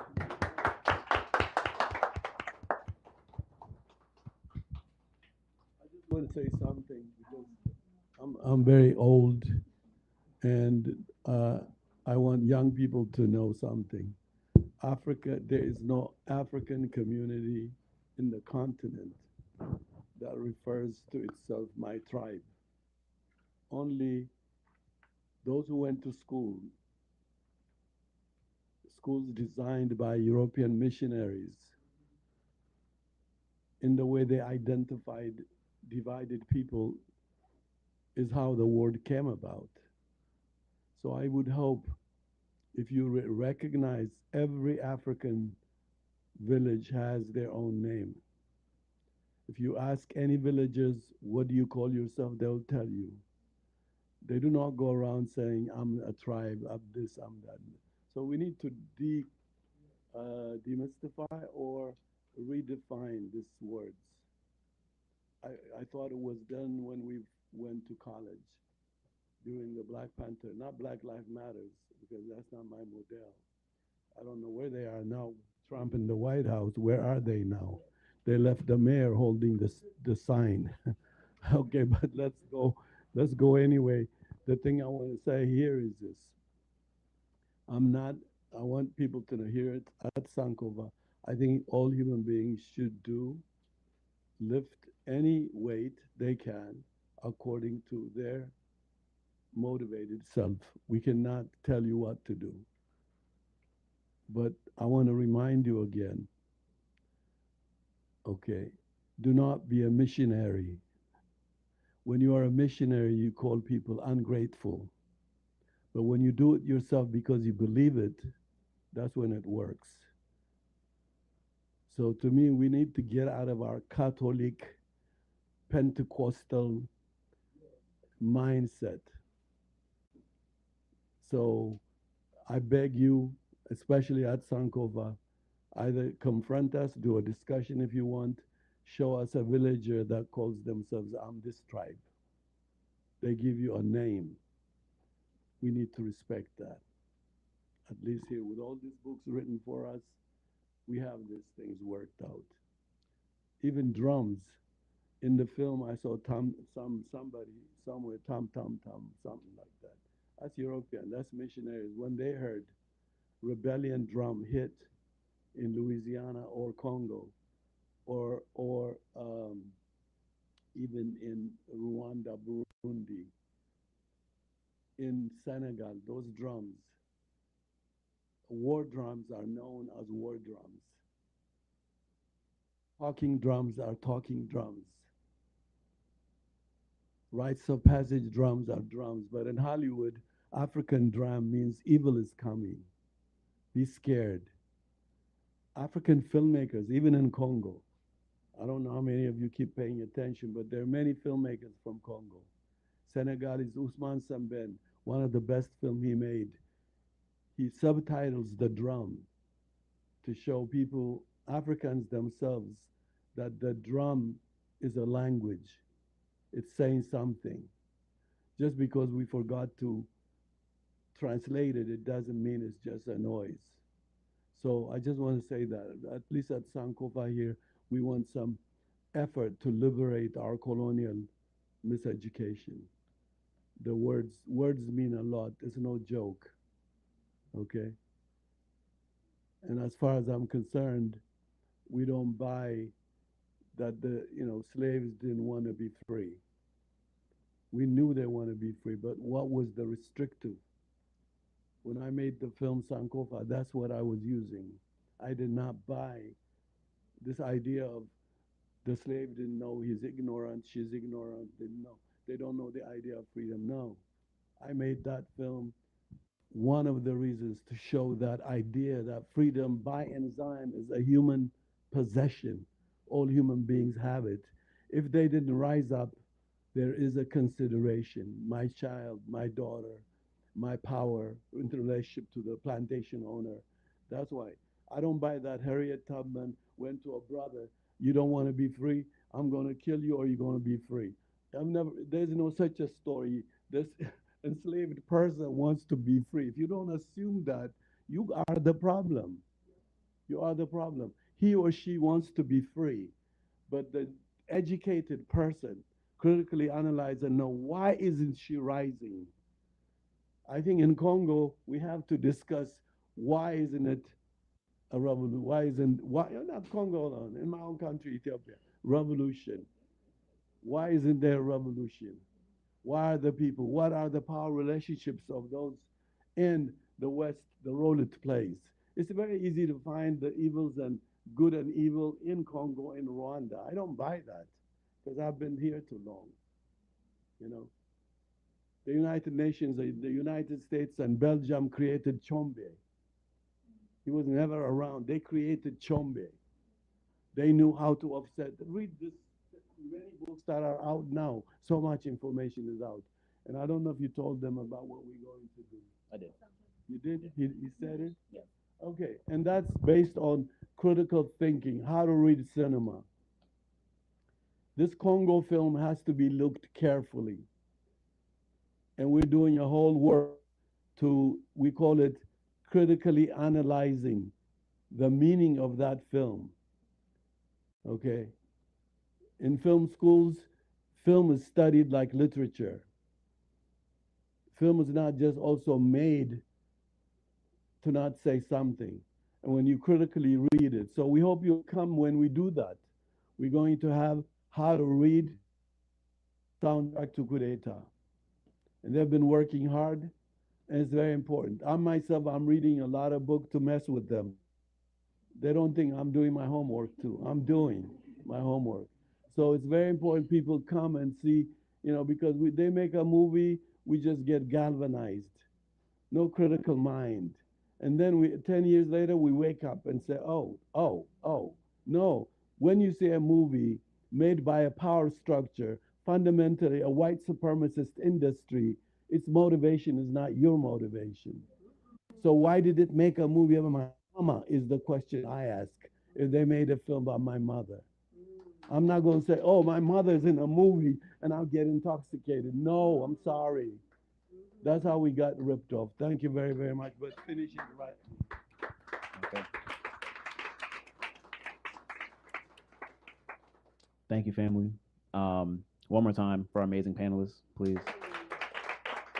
Thank you all so much. Before we close, I wanted to talk to you briefly about some of the books that we have that relate to the conversation we just had. This is some of the books we have that relate to this conversation, not an extensive list. I wanted to start with one that I think is arguably the most important. This is Challenge of the Congo, a case study of foreign pressures in an independent state, written by Osajifo Dr. Kwame Nkrumah. This book is not easy to get, actually. It's kind of hard to find. And so it's a privilege to have it here. If none of you leaves with it today, I will be leaving with it. I gave my copy to somebody smarter than me. So just letting you know that.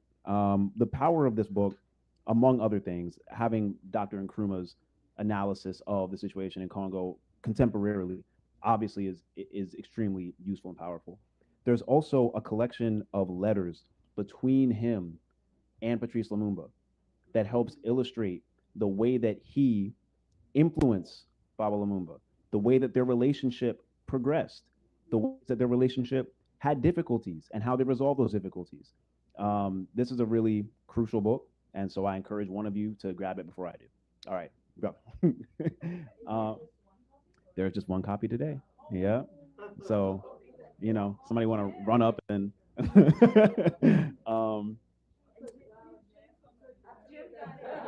y'all could do a bidding war if you want. I mean, I don't know.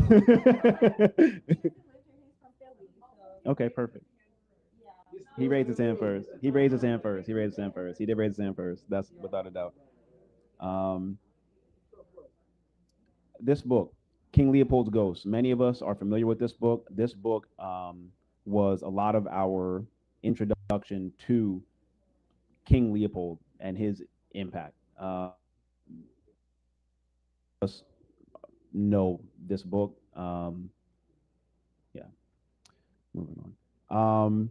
This is Che Guevara's Congo Diary. It's called Congo Diary: Episodes of the Revolutionary War in the Congo. Obviously, that's one of the most interesting chapters in certainly Western history. This thing that Cuba did when they materially supported Africans in a way that actually nobody outside of Africa really has done, to my knowledge, in actually putting boots on the ground, fighting. That is why, I've struggled myself with why do we venerate Cuba like this? I didn't understand it for a long time. These type of stories help me understand because the Cubans really did it physically. So yeah, we did that. This is the Lumumba Plot, The Secret History of the CIA and the Cold War Assassination by Stuart A. Reed.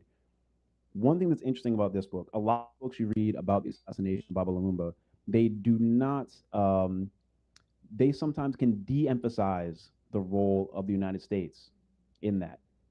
This book is all about the role of the United States in that and the ways that what the United States did in the Congo was a training ground for the practices that were implemented all over the world subsequent. So that makes this book a special one. And this last book is The Assassination of Lumumba by Ludo DeWitt. This is a book that, like others, focuses on the mechanics, the specific mechanics of the way that Baba Lumumba was undermined, disrupted, and ultimately assassinated. This one does focus in on the role of Belgium as well as the United Nations in that catastrophe. And the last thing I want to say is I would really urgently invite you to return in 2 weeks for Haiti on Our Mind. It's crucial that we understand that these circumstances that are being faced in Congo, in Haiti, in Sudan, in Gaza, they are deeply, deeply interrelated. By understanding the specifics of one, we understand the others. And it's been really remarkable as we've gone through this cyclical process of having these gatherings, how much understanding what's happening in Haiti deepens my ability to comprehend what's happening in Congo, and understanding both the way that it helps me perceive and comprehend each individual circumstance by understanding the different ones, and also understanding the ways that they interconnect and the threads that bind them, the ways that actually, if you go back to the source, if you go back 3, 4, 5 layers, the further back you go, the more you get to the same spots, the same things. And so it's really important for us here who care about Congo to apply that same energy to Haiti and apply that same energy to Sudan and Gaza, not just because it's unselfish to try to understand different conflicts in the world, but actually because it is selfish in the sense that it'll help you understand whatever you're most passionate about. You will be able to act on it more effectively by understanding what's happening in these other areas. So really encourage you to come back in 2 weeks for Haiti on Our Mind. 2 weeks from then, we return to Gaza on Our Mind, Sudan on Our Mind 2 weeks from then, and 8 weeks from today, Congo on Our Mind, where I hope that we will have the assistance of our good sister Elby again in organizing. Thank you again for being one of the organizers today. Much appreciated. And Namwizi, thank you for being an amazing panelist. And thank you all for being here. See you in 2 weeks.